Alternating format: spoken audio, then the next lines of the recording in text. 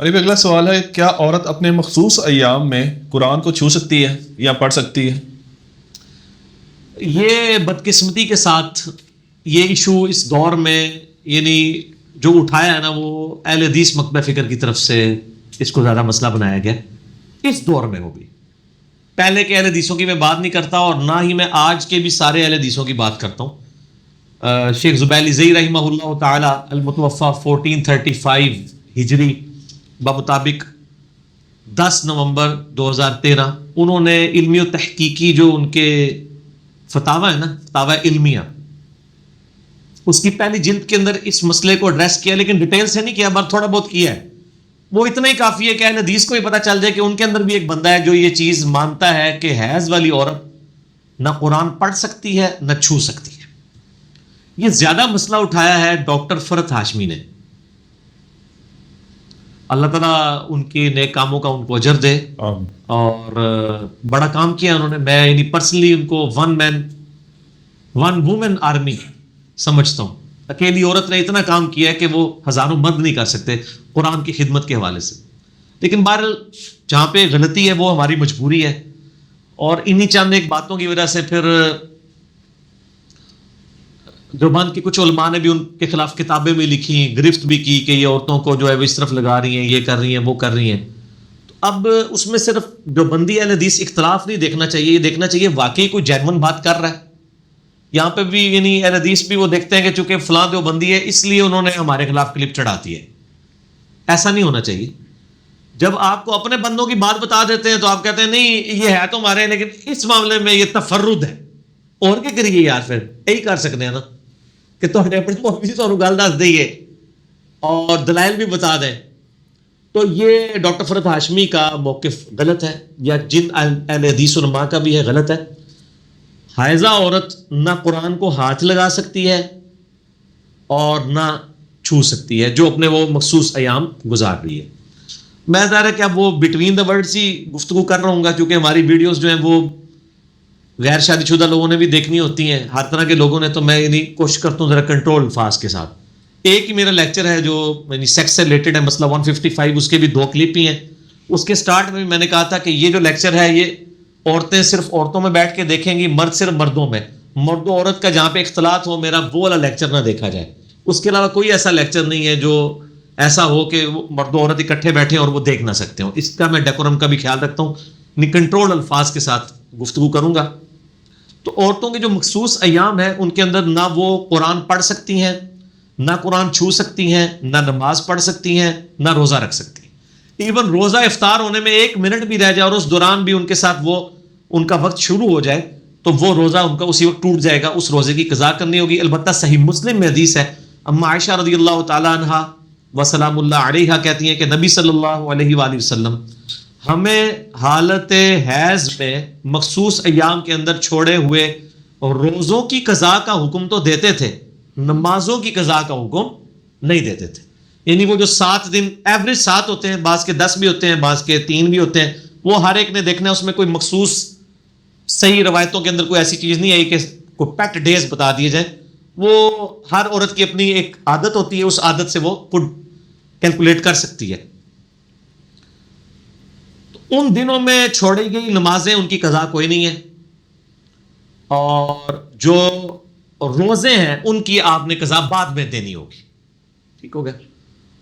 باقی قرآن بھی نہیں چھو، جب نماز ہی نہیں پڑھ سک رہے تو قرآن کیسے چھونا ہے، اور قرآن کو کیسے پڑھنے والا معاملہ ہے، ورنہ تو احادیث میں آ جاتا. البتہ ایک چیز ہے کہ جنبی شخص، یعنی یہ مخصوص ایام میں جنب کی ہی ایک دوسری فارم بن جاتی ہے نا. جنبی شخص ہو یا حائضہ عورت ہو، وہ اللہ کا ذکر کر سکتے ہیں. صحیح مسلم میں طہارت والے چیپٹر میں موجود ہے. اما عائشہ رضی اللہ تعالیٰ عنہ سے جب پوچھا گیا تو انہوں نے کہا کہ نبی علیہ السلام ہر حال میں اللہ کو یاد کرتے تھے، چاہے وہ جنبی بھی ہو. آپ کئی ایک اذکار جتنے بھی ہیں وہ آپ دعائیں وہ کر سکتے ہیں. قرآنی دعائیں بھی بغیر قرآن کی نیت کے صرف دعا کی نیت سے کر سکتے ہیں. البتہ قرآن نہیں پڑھ سکتے. وہ ابو داؤد میں حدیث ہے، مولا علی رضی اللہ تعالیٰ عنہ علیہ السلام کہتے ہیں کہ نبی صلی اللہ علیہ وآلہ وسلم کو حالت جنابت کے علاوہ اور کوئی حالت قرآن پڑھنے سے مانے نہیں ہوتی تھی. آپ قرآن ہر حال میں پڑھتے تھے، چاہے وضو ہو نہ ہو.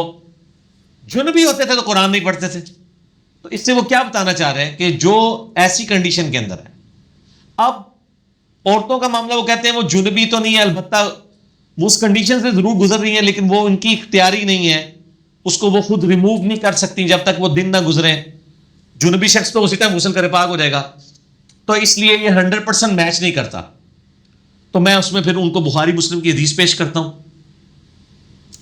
بلکہ میں یہاں پہ چاہوں گا کہ یہ جو مشکات المصابیح میں بار بار کہتا ہوں انسائکلوپیڈیا آف حدیث ہے, یعنی اہل سنت کی مین سٹریم کی ساری کتابیں, بخاری, مسلم, ابو داؤد, ترمذی, نسائی, ابن ماجہ, الموطا امام مالک, اس کے یعنی نوٹس ہیں 6294 احادیث ہیں, 6294. ریپیٹیشن نہیں ہے, لہٰذا یہ بخاری مسلم سے بھی زیادہ حدیث ہیں اس میں, کیونکہ ریپیٹیشن نہیں ہے. 3 فائلیں ہیں, 18 MB کی PDF ڈاؤن لوڈ کر لیں ahlsunnatpak.com سے, اور وہ مفت ڈاؤن لوڈ کر سکتے ہیں. آپ کو مارکیٹ سے مکتبہ اسلامیہ سے مل جائے گی. بڑی کوشش ہے, شیخ زبیر صاحب کی تحکیم کے ساتھ ہے. اور یہ وہ کتاب ہے جس کے اوپر میں نے پورا لیکچر دیا ہے. میں نے بخاری مسلم پہ نہیں دیا کیونکہ یہ بخاری مسلم کی بھی کمی پوری کر دے گی, اور مینیجبل فارم میں, نوٹس کی فارم میں. مسئلہ نمبر 111B ہے مشکات المصابیح کا مکمل تعارف, وہ دیکھ لیں. اس میں آپ شروع میں ہی نا, آپ کو طہارت کے چیپٹر میں چلے جائیں نا تو آپ کو ایک چیپٹر مل جائے گا. لیکن طہارت کے چیپٹر میں کتنے سب چیپٹرز ہیں. وضوب وضو کے اسباب, کے وضو کن چیزوں سے ٹوٹتا ہے. دوسرا قضاء حاجت کے آداب. تیسرا مسواک کا بیان. چوتھا وضو کے طریقوں کا بیان. پھر غسل کا بیان. جنبی شخص سے میل جول رکھنے کا بیان. پانی کے احکام. نجاست دور کرنے کا بیان. موضوع پر مسح. تیمم کا بیان. غسل مسنون کا بیان. حیض کا بیان. مستحاضہ کا بیان. یہ سارے طہارت میں آئے ہیں. اور نماز کے تو دیکھیں کتنے 20-25 کچھ 30-40 کے قریب چیپٹرز ہیں. بخاری مسلم میں تو ڈھونڈنا مشکل ہوتا ہے. اس میں اب آپ یہ حیض کے ہی بیان نکال لیں, 194 اس پیج کے اوپر یہ چیپٹر کھل رہا ہے. اس سے پہلے بھی جو چیپٹرز ہیں ان کے اندر بھی کچھ تھوڑا بہت ذکر موجود ہے. آپ یہ دیکھ لیں, اس میں آپ کو کلیئر ہو جائے گا. بخاری مسلم دونوں میں حدیث ہے. عائشہ کہتی ہیں کہ میں اور نبی علیہ السلام ایک ہی برتن سے غسل کیا کرتے تھے جبکہ ہم دونوں جنبی ہوتے تھے, اور آپ مجھے حکم دیتے تھے, میں آزار پہن لیتی تھی, پھر آپ میرے ساتھ لیٹ جایا کرتے تھے جبکہ میں حیض سے ہوتی تھی. آپ اعتکاف کی حالت میں اپنا سر مبارک میری طرف کر دیتے تو میں اسے دھو ڈالتی, حالانکہ میں حیض سے ہوتی تھی. وہ کہتی ہیں میرے مخصوص ایام ہوتے تھے, نبی علیہ السلام اپنا سر مبارک مسجد نبوی کی کھڑکی سے, چونکہ حجرہ ایڈجسنٹ تھا, تو اپنے گھر میں کر دیتے تھے, تو میں حیض کی حالت میں بھی حضور کو دھو رہی ہوتی تھی. اس سے وہ یہ بتانا چاہ رہی ہیں کہ اگرچہ مجھے مسجد میں تو میں نہیں جا سکتی تھی اس حالت کی وجہ سے, لیکن میری یہ نجاست جو ہے یہ حکمی ہے, حقیقی نہیں ہے. جنبی ہونا بھی جو ہے وہ حکمی نجاست ہے, حقیقتاً تو نہیں ہے نجاست. حقیقی نجاست تو اتنی ہے جتنے حصے پہ آپ کی گندگی ہے آپ ریموو کر لیں, لیکن آپ کو پورا نہانا پڑتا ہے کیونکہ اللہ کا حکم ہے. ٹھیک ہو گیا.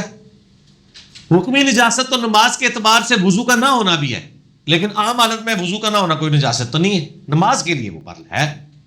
ٹھیک ہو گیا. اچھا, اسی طریقے سے مسلم شریف میں حدیث ہے.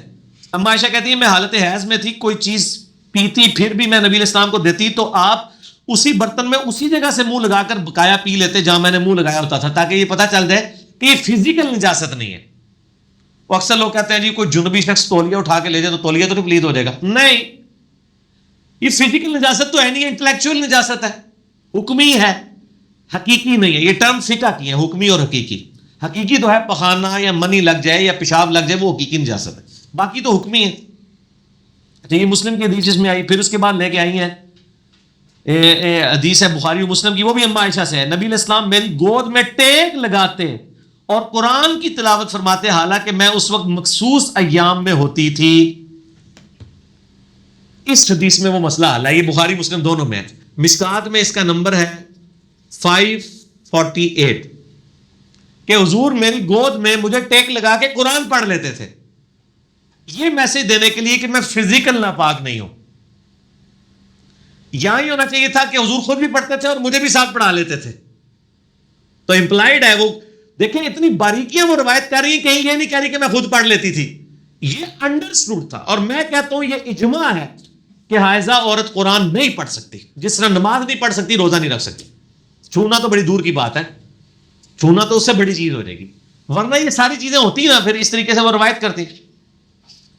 پھر مسلم شریف کی حدیث ہے, اما عائشہ کہتی ہیں نبی علیہ السلام نے مجھ سے فرمایا مجھے مسجد سے چٹائی پکڑا دو، یہ نزول مسجد میں تھے، وہ گھر تھی، میں نے عرض کیا میں حیض سے ہوں، آپ نے فرمایا حیض تیرے ہاتھوں میں تو نہیں ہے، یعنی یہ فزیکل نجاست نہیں ہے. اسی کو سپورٹنگ وہ بخاری مسلم کی حدیث ہے.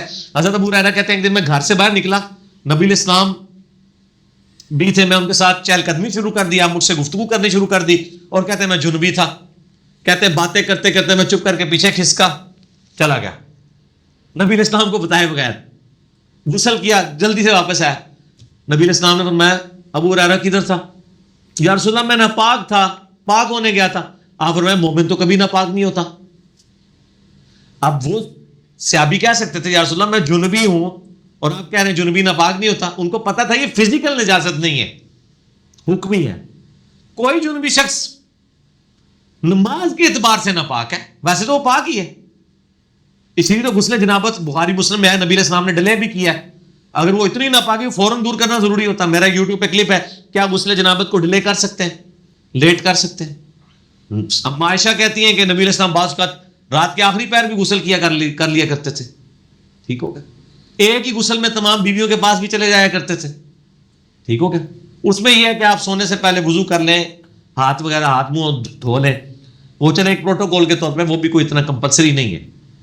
تو وہ یعنی یہ فزیکل نجاست نہیں ہے، لیکن حکمی نجاست ہے. نہ عورت قرآن پڑھ سکے گی. المصنف ابن ابی شیبہ میں آپ کو آثار بھی صحابہ اور تابعین کے مل جائیں گے اس حوالے سے. وہ ضرورت ہی نہیں ہے، احادیث بالکل واضح ہے اپنے مزاج کے اندر. اما عائشہ ورنہ یہ روایت کر دیتی تو قرآن کو وہ چھوئے گی بھی نہیں. اب وہ کہتے ہیں جی وہ ٹیچر ہوتی ہیں تو وہ قرآن انہوں نے پڑھانا ہوتا ہے. تو یار یہ قرآن جو پڑھائے جا رہے ہوتے ہیں مدرسوں میں، اگر مدرسوں والوں نے بھی دین کو فالو نہیں کرنا، لڑکیوں کے مدرسوں والوں نے، تو ساری ٹیچروں کو ایک وقت تو نہیں مخصوص ایام شروع ہوں گے، تو وہ بیمار بھی تو ہو جاتی ہے نا 7 دن کے لیے، وہ کم و بیش وہ دوسری ٹیچر اس کی جگہ آ جائے. اچھا پھر وہ کہتی ہیں جی وہ حافظ قرآن ہوگی تو وہ حفظ بھول جائے گی. اور یار عورتیں تو پوری پوری زندگی حفظ کرنے کے بعد قرآن منہ کھول کے نہیں دیکھتی ہیں. تو انہوں نے 7 دیہڑے جی پڑھانا ہے. ان 7 دن آپ حافظ قرآن جو تراویح پڑھانے ان سے پوچھیں، کئی بار ان کے اندر وقت آتا ہے مہینہ نہیں کھول کے دیکھ سکتے مصروفی کی وجہ سے، لیکن وہ بھول تو نہیں جاتا. 7 دن میں آپ نے کیا نکالنا ہے اس میں سے. ٹھیک ہوگا جی. لہذا قطعاً یہ والا معاملہ نہ کریں. اور اس کی وجہ سے دیکھیں بڑا ایک فتنہ بھی کھڑا ہو رہا ہے، اور یعنی اہل حدیث جو ہے وہ اس کو پھر دوسرا رنگ بھی دے رہے ہیں. یہ شریعت کو آپ چینج کرنے کی کوشش نہ کریں. میرا تو دعویٰ ہے جی اس کے اوپر اجماع، اس کے خلاف کوئی بات نہیں ملتی. پرانے اہل حدیث علماء میں بھی کہیں نہیں ملتی. ایون آج کا میں نے شیخ زبیر صاحب کا بتایا کہ انہوں نے بھی فتویٰ لکھ دیا. ایون غلام مصطفیٰ ظہیر صاحب کا بھی موقف یہی ہے کہ حائضہ عورت جو ہے وہ قرآن کو ہاتھ نہیں لگائے گی نہ قرآن پڑھے گی. تو ذکر اذکار کریں نا یار، اور وہ اس سے بڑا کام نہیں کر پا رہی، نماز نہیں پڑھ. تو اب آپ کوئی یہ بھی کوئی مسئلہ تلاش کریں کسی کے نماز اس کی شروع کروا دیں. 7 دن تک نماز نہ پڑھنی پڑے تو کتنی روٹین ڈسٹرب ہوتی ہے، آپ ذرا عورتوں سے پوچھیں. تو اسی لیے پھر اس کے لیے تجویز کیا گیا کہ وہ نماز کے اوقات میں ایٹ لیسٹ 5 اوقات میں اتنی دیر کے لیے وہ بیٹھ کے اذکار کر لیں. سنت اذکار تھوڑے ہیں یار، گرین کارڈ بلو کارڈ ہی پڑھنا شروع کر دیں. اذکار سے تو کوئی معاملہ نہیں ہے نا، وہ تو آپ کر سکتے ہیں ہر حال میں. مسلم شریف میں حدیث موجود ہے، صرف قرآن کا مسئلہ ہے. تو احادیث کا مزاج بالکل کلیئر کٹ بتاتا ہے کہ یہ معاملہ اس طرح ہے. اس میں کوئی اگر کوئی ہے کمزوری تو آپ کاؤنٹر کوشچن کر لیں مجھ سے. نہیں وہ ان کا یہی اعتراض ہوتا ہے جس طرح آپ نے حدیث بیان کیا نا کہ نبی علیہ السلام نے چٹائی کے حوالے سے کہا کہ ہم عائشہ سے چٹائی پکڑ. میں نے جواب دے دیا نا سر. کوئی آپ کے پاس آرگومنٹ ہے تو پیش کریں، کوئی حدیث ہے تو، جذبات نہیں. نہیں وہ یہ کہتے ہیں کہ بھائی اگر چھو سکتے ہیں تو وہ قرآن کو کیوں نہیں چھو سکتے پھر. وہ یار میں نے ساری بات کر دی ہے. پھر وہ یہ کہتے ہیں ٹھیک، میں یہ کہہ رہا ہوں گلاس، آپ کہتے ہیں نہیں وہ یہ کہتے ہیں یہ دیکھنے میں موٹر سائیکل نظر آ رہا ہے. تو اس کا جواب تو نہیں میں دوں گا نا میرے بھائی. اگلا سوال کریں. وہ کیا کہتے ہیں ہم نے اتنا کچھ کہہ دیا ہے اور حدیثوں کے نمبروں کے ساتھ کیا انہوں نے خالی گولی کہہ دیا تھا اسے پڑھ لیں. ٹھیک ہو، میں نے سارے دلائل دے دیے اس کے اوپر میرے بھائی. مجبوری میں ویسے حل لگا سکتے ہیں، مثلا بچے بے حرمتی کر رہے ہوں اگر اس طرح سے کوئی، تو وہ ہاں اس کے بارے میں بھی اجماع ہے کہ وہ ہاتھ میں کوئی کپڑا رکھ کے اس سے قرآن کو چھو لے. پڑھ تو اس نے سکنا ہی نہیں ہے، چھو کے لینا کیا ہے اس نے بیچ میں سے. چھوا اسی لیے جاتا نا کہ پڑھا جائے. اچھا یہ بھی ایک نیا ورژن لوگوں نے نکالا ہوا ہے کہ جی چھونا جائز ہے پڑھنا جائز نہیں.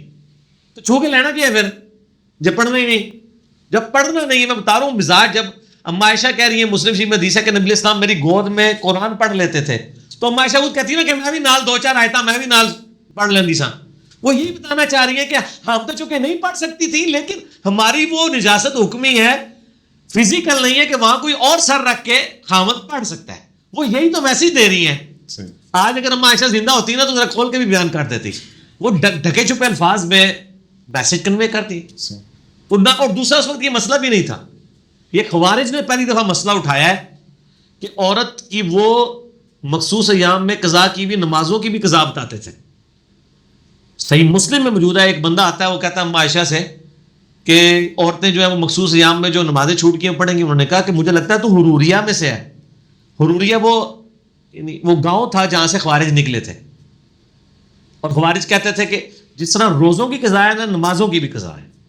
تو پھر اما عائشہ نے خود کہا کہ نبی علیہ السلام کی ہم بیوی ہوں میں, نبی علیہ السلام ہمیں مخصوص ایام میں چھوڑے کے روزوں کی قضا کا حکم دیتے تھے, نمازوں کا نہیں دیتے تھے. اب پھر بھی خوارج اڑے ہوئے ہیں. تو یہ کہنا وہ کہتے ہیں وہ 40,000 تے نہیں 12,000 تے نہیں ہوں گے, خوارے تے 12,000 سن. تو وہ بھی کہندے ہوندے سن, وہ ایڈے وڈے بزرگ تابعین تے ہے سن نا صحابہ دے زمانے, وہ بھی کہندے سن کہ جی عورتاں قضا کرن گیاں. تو انہوں نے اما عائشہ ہن خود کہہ رہے ہیں پھر بھی نہیں مننا تو میں کیا کراں. ہمارا تو کام صرف پہنچانا ہی ہے نا, منوانا تو نہیں ہے. علی بھائی اگلا سوال ہے کہ کیا مخصوص ایام میں خواتین جو ہیں وہ معوذات, دعائیں یا آیت الکرسی پڑھ سکتی ہیں؟ لیکن میں نے پہلے بھی بتایا نا, صحیح مسلم کے اندر حدیث موجود ہے, اس کے اوپر باب بھی باندھا گیا ہے طہارت کے چیپٹر میں کہ اما عائشہ رضی اللہ تعالیٰ عنہ سے جب پوچھا گیا تو انہوں نے کہا نبی صلی اللہ علیہ وآلہ وسلم ہر حال میں اللہ کا ذکر کرتے تھے. اس پہ اجماع امت ہے کہ قرآن, نماز اور روزے کے علاوہ جتنے عام سنت اذکار ہیں نا, اس کے سوا جو سنت اذکار وہ آپ کر سکتے ہیں. ایون جو قرآن کی دعائیں وہ بھی آپ کر سکتے ہیں. قرآن کی نیت سے نہیں کریں گے, دعا کی نیت سے. اور فقہ حنفی میں تو یہاں تک مسئلہ, اور میں اس کو انڈورس کرتا ہوں کہ ایون جو معوذات ہیں, قل اعوذ برب الفلق, قل اعوذ برب الناس, معوذتین, وہ کہتے ہیں کہ آپ ان کو دعاؤں کی نیت سے, قرآن کی نیت سے نہیں, دعا کی نیت سے کر سکتے ہیں. وہ کیسے؟ وہ کہتے ہیں آپ قل کا لفظ ہٹا دیں, اس سے آپ دعا کریں اعوذ برب الفلق, میں پناہ میں آتا ہوں آسمان کے رب کی, ٹھیک ہے, من شر ما خلق, ہر اس چیز کی برائی سے جو اس نے پیدا کی. اس طریقے سے اعوذ برب الناس, مالک الناس کر سکتے ہیں. آیت الکرسی بھی جو ہے نا وہ بھی کہتے ہیں کہ آپ قرآن کی نیت سے نہیں, اللہ کی حمد کی نیت سے پڑھ سکتے ہیں. سورہ الحشر کی آخری 3 آیات اللہ کی صفات اور ناموں کی نیت سے پڑھیں, قرآن کی نیت سے نہیں. باقی اگر کوئی کہنی ہے تو وہ قرآن ہی ہے, تو میرے بھائی وہ تو باقی سنت اذکار بھی تو قرآن کے کہیں نہ کہیں سے ٹکڑے ہیں ہی ہے نا. سبحان اللہ بھی تو قرآن کا لفظ ہی ہے, الحمدللہ بھی تو قرآن کا لفظ ہے, لا الہ الا اللہ بھی قرآن کا لفظ ہے. پڑھنے والے کی نیت, ربنا آتنا فی الدنیا حسنہ وفی الآخرۃ حسنہ وقنا عذاب النار, قرآن میں بھی ہے, حدیث میں بھی ہے. اور میں آپ کو بتاؤں, عرب کے لوگ جب سے قرآن نازل ہوا نا, وہ ماشاءاللہ قرآن سے ان کا ایسا شغف تھا کہ وہ قرآن کی آیات کو ہی اپنی کامن گفتگو میں بھی استعمال کرتے تھے.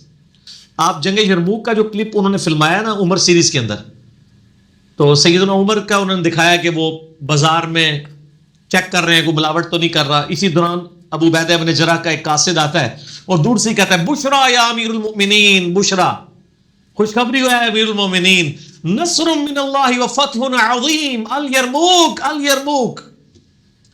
آپ قرآن کی آیت تو یہ نہیں ہے, قرآن کی تو آیت ہے نصر من اللہ وفتح قریب. انہوں نے کیا پڑھا؟ نصر من اللہ وفتح عظیم, کیونکہ فتح ہو چکی تھی.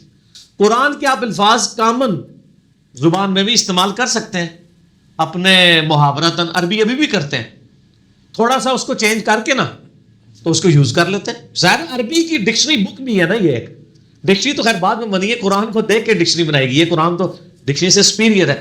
ڈکشنری تو دوسرے لوگوں کے لیے ہوتی ہے جو نہ جانتے ہو وہ زبان, جو اہل زبان ہے ان کو تو ڈکشنری کی ضرورت نہیں ہوتی. تو اس طرح کے اذکار آپ کر سکتے ہیں, کوئی مسئلہ نہیں ہے اس میں. المعوذات کے اندر جو سورہ اخلاص ہے وہ بھی شامل کر سکتے ہیں؟ جی وہ تو ہے ہی, اعلان توحید ہے. وہ تو ہماری ابو داؤد میں حدیث نہیں ہے کہ نبی علیہ السلام نے فرمایا جو شخص ان کلمات کے ساتھ اللہ کی طرف متوجہ ہوتا ہے تو یہ اسماء اعظم ہے. اللہم انی اسألک بانک انت اللہ لا الہ الا انت الاحد الصمد الذی لم یلد ولم یولد ولم یکن لہ کفوا احد. تو یہ تو حدیث کے اندر بھی الفاظ آ گئے نا. تو قل کے بغیر پڑھنے نا, اللہ احد, اللہ الصمد. اچھا میں آپ سے پوچھتا ہوں, قرآن کو تو چھوڑیں, کیا جنبی شخص یہ کہہ سکتا ہے اللہ ایک ہے, وہ یکتا ہے, نہ اس کا کوئی باپ ہے, اور یہ تو ہمارا دن رات راگلا اپنا ہے، ہم نے یہ توحید کی دعوت ہے. ٹھیک ہو گیا. تو جو صفاتی چیزیں ہیں، یہ ساری چیزیں تو وہ اس اعتبار سے. باقی وہ اسپیسیفکلی تلاوت والا جب آپ کام کریں گے نا کہ آپ 100% اس کو کاپی کریں گے. ویسے ابن عباس سے شیخ زبیر صاحب نے بھی نقل کیا ہے علمی فتاوی علمیہ میں کہ ابن عباس سے قول مصنف ابن ابی شیبہ میں سنن کبریٰ البیہقی میں موجود ہے کہ 1 یا 2 آیات اگر قرآن کی ہوں تو وہ جنبی اور حیضہ عورت تلاوت کر سکتے ہیں. اس سے زیادہ نہ کریں، وہ پھر روٹین والا معاملہ بن جائے گا. ہم تو کہتے ہیں دعاؤں کو کریں، اور وہ والے باقی یہ ہے کہ قرآن کو نہ ہاتھ لگائیں نہ قرآن کی تلاوت کریں اور اذکار کریں. ٹھیک ہو گیا. اچھا علی بھائی، اگلا سوال ہے کہ صحیح بخاری کی جو حدیث نمبر ہے 5069، اس کا مفہوم ہے کچھ پورشن، اس میں یہ لکھا ہوا ہے کہ اس امت میں اچھے لوگ وہی ہیں جن کی بہت سی عورتیں ہیں. تو اس کی ذرا ایکسپلینیشن کر دیں ذرا. یہ میرے خیال ہے کسی نے اسی بندے نے اس کا مطلب کرنے کی کوشش کی ہوگی جس کو پہلی بیوی سے دوسری شادی کی اجازت نہیں مل رہی ہوگی. یہ الفاظ اس طرح نہیں ہے، یہ ابن عباس کا قول ہے. وہ اصل میں شادی کی ترغیب کے اوپر بات کر رہے تھے. وہ تو بخاری مسلم میں حدیث ہے، آپ پتہ نا 3 لوگ آئے نبی علیہ السلام کی خدمت میں، آپ موجود نہیں تھے، تو آپ علیہ السلام کی عبادت کے بارے میں امہات المومنین سے پوچھا. امہات المومنین نے بتا دیا کہ آپ ایک نارمل انسان ہیں، رات کو سوتے بھی ہیں، بیویوں کے پاس بھی جاتے ہیں، باقی معاملات بھی کرتے ہیں. ان تینوں میں سے ایک نے کہا کہ میں تو شادی نہیں کروں گا، پوری زندگی اللہ اللہ ہی کروں گا. دوسرے یہ بخاری مسلم دونوں میں نکاح والے چیپٹر میں آپ کو شروع میں مشکات میں بھی یہ حدیث مل جائے گی. دوسرے نے کہا میں روزانہ روزہ رکھوں گا. تیسرے نے کہا میں روزانہ پوری رات عبادت کروں گا. اور پھر انہوں نے کہا نبی علیہ السلام تو بخشائے، ان کو تو زیادہ عبادت کرنے کی ضرورت ہی نہیں ہے، ہمیں تو ضرورت ہے. یہ بات کہہ کے وہاں سے چلے گئے. نبی صلی اللہ علیہ وآلہ وسلم تشریف لائے تو آپ کو بتایا کہ اس طرح 3 بندے ملنے آئے تھے، یہ کر کے گئے. آپ جلال میں آپ فرمایا بلاؤ ان کو. وڈے میں ایک بندے نے بریکٹش، وہ آپ کو آگے غصے کے اظہار سے پتہ چلے گا. آپ نے فرمایا میں تم سے زیادہ اللہ کا تقوی رکھتا ہوں. تو ہی بولتے نا ایک بندے ہو، یہ بریکٹ میں ترجمہ ہے اسی بات کا. ٹھیک ہو گیا. آپ فرمایا دیکھو میں تم سے زیادہ اللہ کا تقوی رکھتا ہوں، میں نے شادیاں بھی کی ہوئی ہیں، میں رات کو سوتا بھی ہوں، نماز بھی پڑھتا ہوں، میں روزے نفلی رکھتا ہوں، چھوڑ بھی دیتا ہوں، اور نکاح میری سنت ہے. النکاح سنتی فمن رغب عن سنتی فلیس منی. نکاح میری سنت ہے، جس نے میری یہ سنت چھوڑ دی اس کا مجھ سے کوئی تعلق نہیں. اصل میں یہود و نصارہ کے اندر چونکہ رہبانیت آ چکی تھی، دنیا کو چھوڑ کے جنگلوں میں بیٹھ جانا، اس کے خلاف نبی علیہ السلام نے کہا کہ نہیں، میرے ماننے والے خاندانی سسٹم کو وجود دیں گے، شادی کریں گے، خاندان بسائیں گے. اس پورے سینیریو میں ابن عباس کے قول کو سمجھیں. اس زمانے میں بھی جو لوگ شادی کرنے کو سمجھتے تھے خدا سے دوری کا سبب ہے، کیا بال بچوں کے جھنجٹ میں پڑے، چپ کر کے مسجد میں بیٹھ کے اللہ اللہ کریں. اس کانٹیکسٹ میں وہ یہ بتانا چاہ رہے ہیں کہ جو سب سے بہترین شخصیت تھی نبی علیہ السلام، انہوں نے کئی شادیاں کی ہوئی تھی. یہ انہوں نے کہا ہے، یہ نہیں کہا ہوا کہ سب سے بہترین جو شخص وہ ہوتا ہے جو سب سے زیادہ شادیاں کرتا ہے. انہوں نے کہا کہ سب سے بہترین شخص یعنی محمد صلی اللہ علیہ وآلہ وسلم، یہ تو ان کی سنت ہے، انہوں نے تو اتنی شادیاں کی ہوئی تھی. یعنی بہترین شخص نبی صلی اللہ علیہ وآلہ وسلم، ان کی سنت ہے شادی کرنا. انہوں نے یہ نہیں کہا کہ زیادہ شادیاں کرنے والا شخص بہت بہترین ہوتا ہے. انہوں نے کہا جو سب سے بہترین تھا نا اس نے بھی شادی کی ہوئی تھی. النکاح سنتی فمن رغب عن سنتی فلیس منی. پھر دوسرا میں ہی پوچھتا ہوں کہ یہ نبی علیہ السلام کی سنت میں صرف یہی رہ گیا؟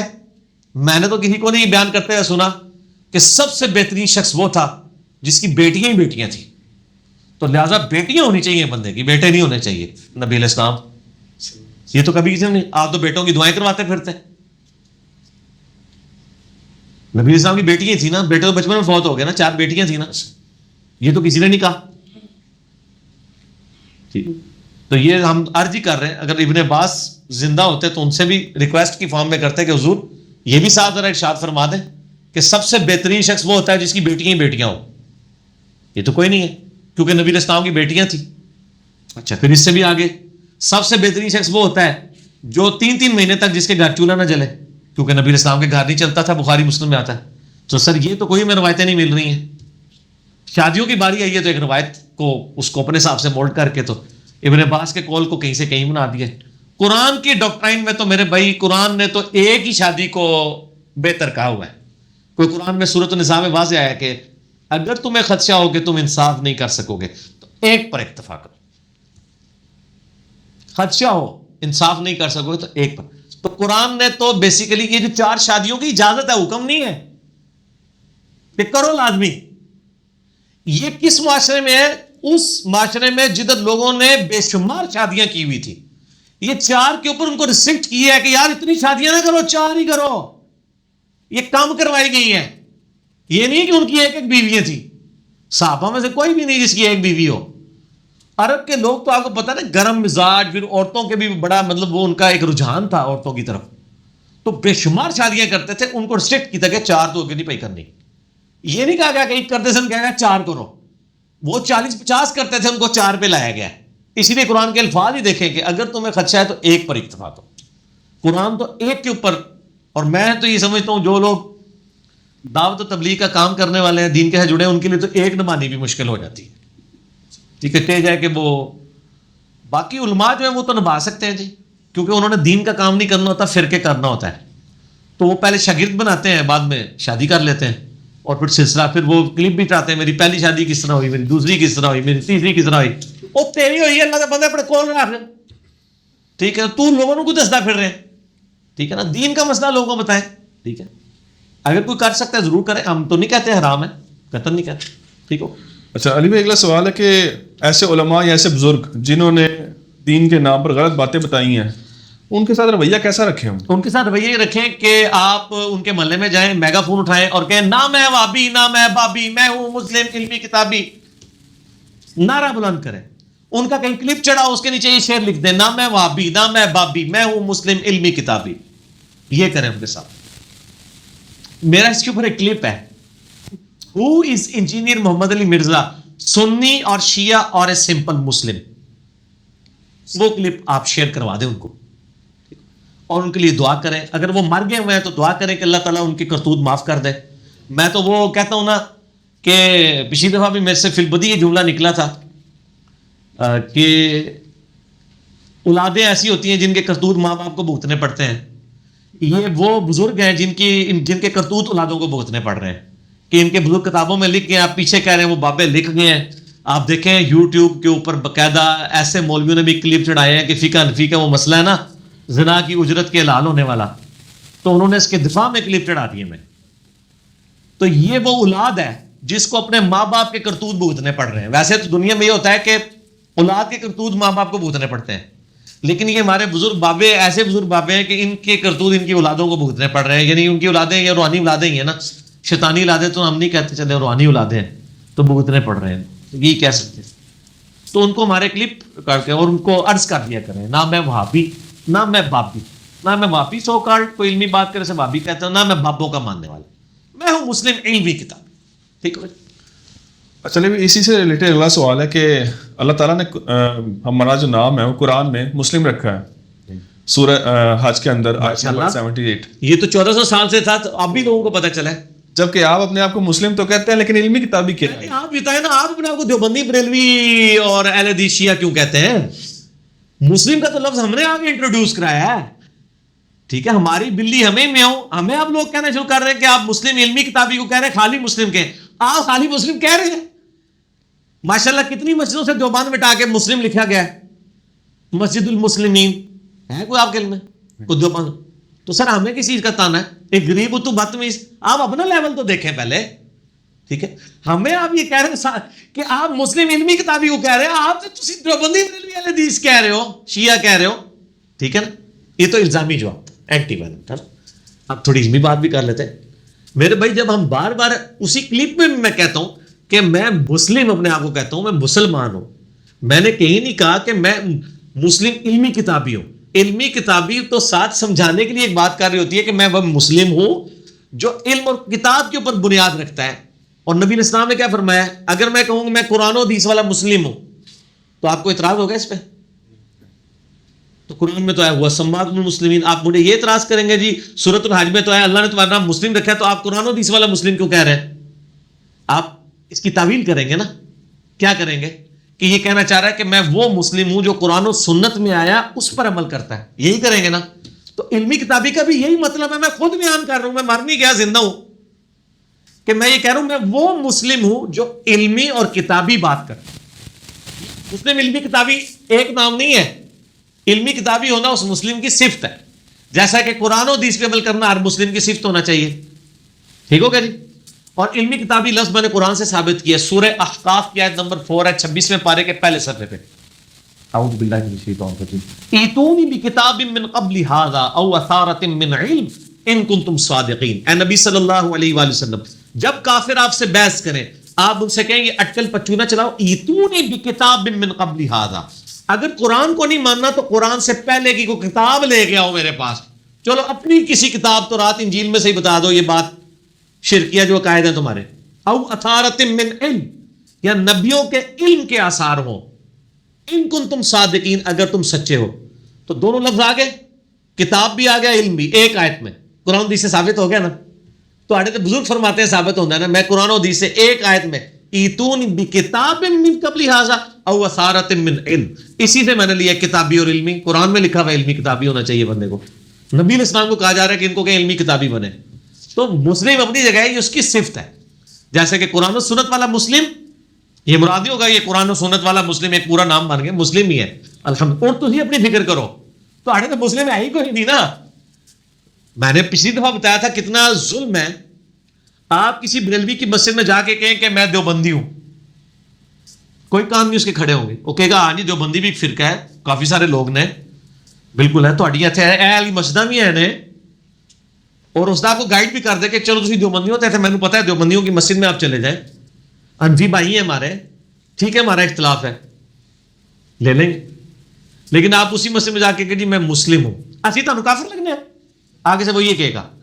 اگر وہ جا کے کہنا میں دیوبندی ہوں تو آگے یہ نہیں کہے گا کہ میں تانوں کافر لگنا. یہ دیکھ لیں آپ. لیکن مسلم نہیں آپ کہہ سکتے جو قرآن میں لکھا ہے. تو ان کی تو حالت یہ ہے. آپ دیوبندیوں کی مسجد میں جا کے میں بریلوی ہوں, کوئی برا نہیں مانیں گے کیونکہ اتنے کروڑوں لوگ بریلوی ہے, کوئی مسئلہ نہیں. اگر آپ کہیں نہیں میں مسلم ہوں, وہ کیا کہیں گے ماشاءاللہ آپ تو بڑے اچھے مسلمان, یہ لے ہاتھ بناتے ہیں آپ کو. وہ کہیں گے یہ کہنا نو ہی میرے کو آ گیا. یہ تو حالت ہے. تو میں ہی کہا گا یہ غریب تو بدتمیز, اپنی منجی سے ڈٹا پھیرو. اچھا علی بھائی اگلا سوال بھی جو ہے نا وہ الزامی ٹائپ کا ہی ہے. کرو حسب حال چل رہے ہیں. اچھا قرآن کلاس جو 299 ہے اس میں آپ نے آیت پڑھی جس کا بالمفہوم ترجمہ بتاتا ہوں میں. اس میں آپ نے کہا کہ اگر اللہ کو خوف نہ ہوتا کہ سب کافر ہو جائیں گے تو اللہ ان کے دروازے اور وغیرہ سارے سونے. ہاں سورہ الزخرف کی ہے. ہاں جی. تو اس میں اللہ تعالیٰ کا خوف کرنے والا معاملہ بات ہے. میں نے یہ تو کہا نہیں ہے کہ اللہ نے فرمایا کہ مجھے خوف نہ ہوتا. ٹھیک ہے, میں نے کہا تھا اللہ تعالیٰ فرماتا ہے کہ اگر اس بات کا ڈر نہ ہوتا. میں جب یہ ترجمہ کر رہا تھا تو میرے ذہن میں تھا کہ لوگ اس کی طرف جائیں گے. میں نے اس وقت اس کو کلیئر اس لیے نہیں کہا, میں نے کہا اتنا بھی گرا ہوا کوئی نہیں ہوگا. صحیح. لیکن میرا ایک حسن زن, میں حسن زن رکھتا کام بھی ہوں, ایک رکھا وہ بھی غلط نکلایا. دیکھ لو, میں نے کہا اتنا تو گرا ہوا کوئی نہیں ہوگا, وہ اپنے علماء کا ہی ترجمہ پڑھ لیں گے. ٹھیک ہے, کہ اگر اس بات کا ڈر نہ ہوتا. ڈر اللہ کو خوف ڈر نہیں لگا ہوا, اللہ تعالیٰ ہمارا اس چیز کا خدشہ تھا کہ ایسا نہ ہو جاتا. جیسے نبی علیہ السلام نے فرمایا مجھے اس بات کا ڈر نہیں کہ تم میرے بعد شرک کرنے لگو گے مگر یہ کہ دنیا کے مال میں پھنس جاؤ گے. تو نبی علیہ السلام کو کیا ڈر ہے اگر کوئی شرک کرتا ہے مال میں پھنستا ہے؟ ڈر کا مطلب خدشہ, خوف. یعنی آپ کو خام ہے یار میری امت جنت میں چلی جائے. اللہ تعالیٰ بھی چاہتا ہے یار بندے جنت میں جائیں, لیکن اللہ فرماتا ہے اگر اس چیز کا خدشہ نہ ہوتا کہ سارے لوگ ہی کافر ہو جائیں گے تو ہم کافروں کو اتنی دولت دیتے کہ ان کے گھروں کی چھتیں چاندی کی, سیڑھیاں چاندی کی, دروازے چاندی کے اور سونے کے بنا دیتے. لیکن ہمیں اس چیز کا خدشہ تھا. چلے ڈر کی بجائے خدشہ کا لفظ کہ تم لوگ کافروں کی ٹھاٹ باٹ دے کے سارے کہو گے کافر ٹھیک ہونے نے تائیں تے تھے امیر نے. تو یہ اللہ تعالیٰ ڈر کا مطلب نہیں کہ اللہ کو خوف ڈر ہے. ٹھیک ہے, اردو کا مسئلہ ہے کہ آپ اردو میں جب کبھی ٹرانسلیٹ کر رہے ہوتے ہیں, میں نے پھر بھی پوری احتیاط سے بولا تھا کہ اللہ تعالیٰ فرماتا ہے اگر اس چیز کا ڈر نہ ہوتا. یہ نہیں میں نے کہا تھا اللہ تعالیٰ کہتا ہے کہ مجھے اس چیز کا ڈر لگا ہوا ہے, یہ تو میں نے نہیں کہا. میں نے جملہ جو بولا ہے وہ آپ دیکھیں. اور یہ ایسے ظالم ہوتے ہیں بعض لوگ.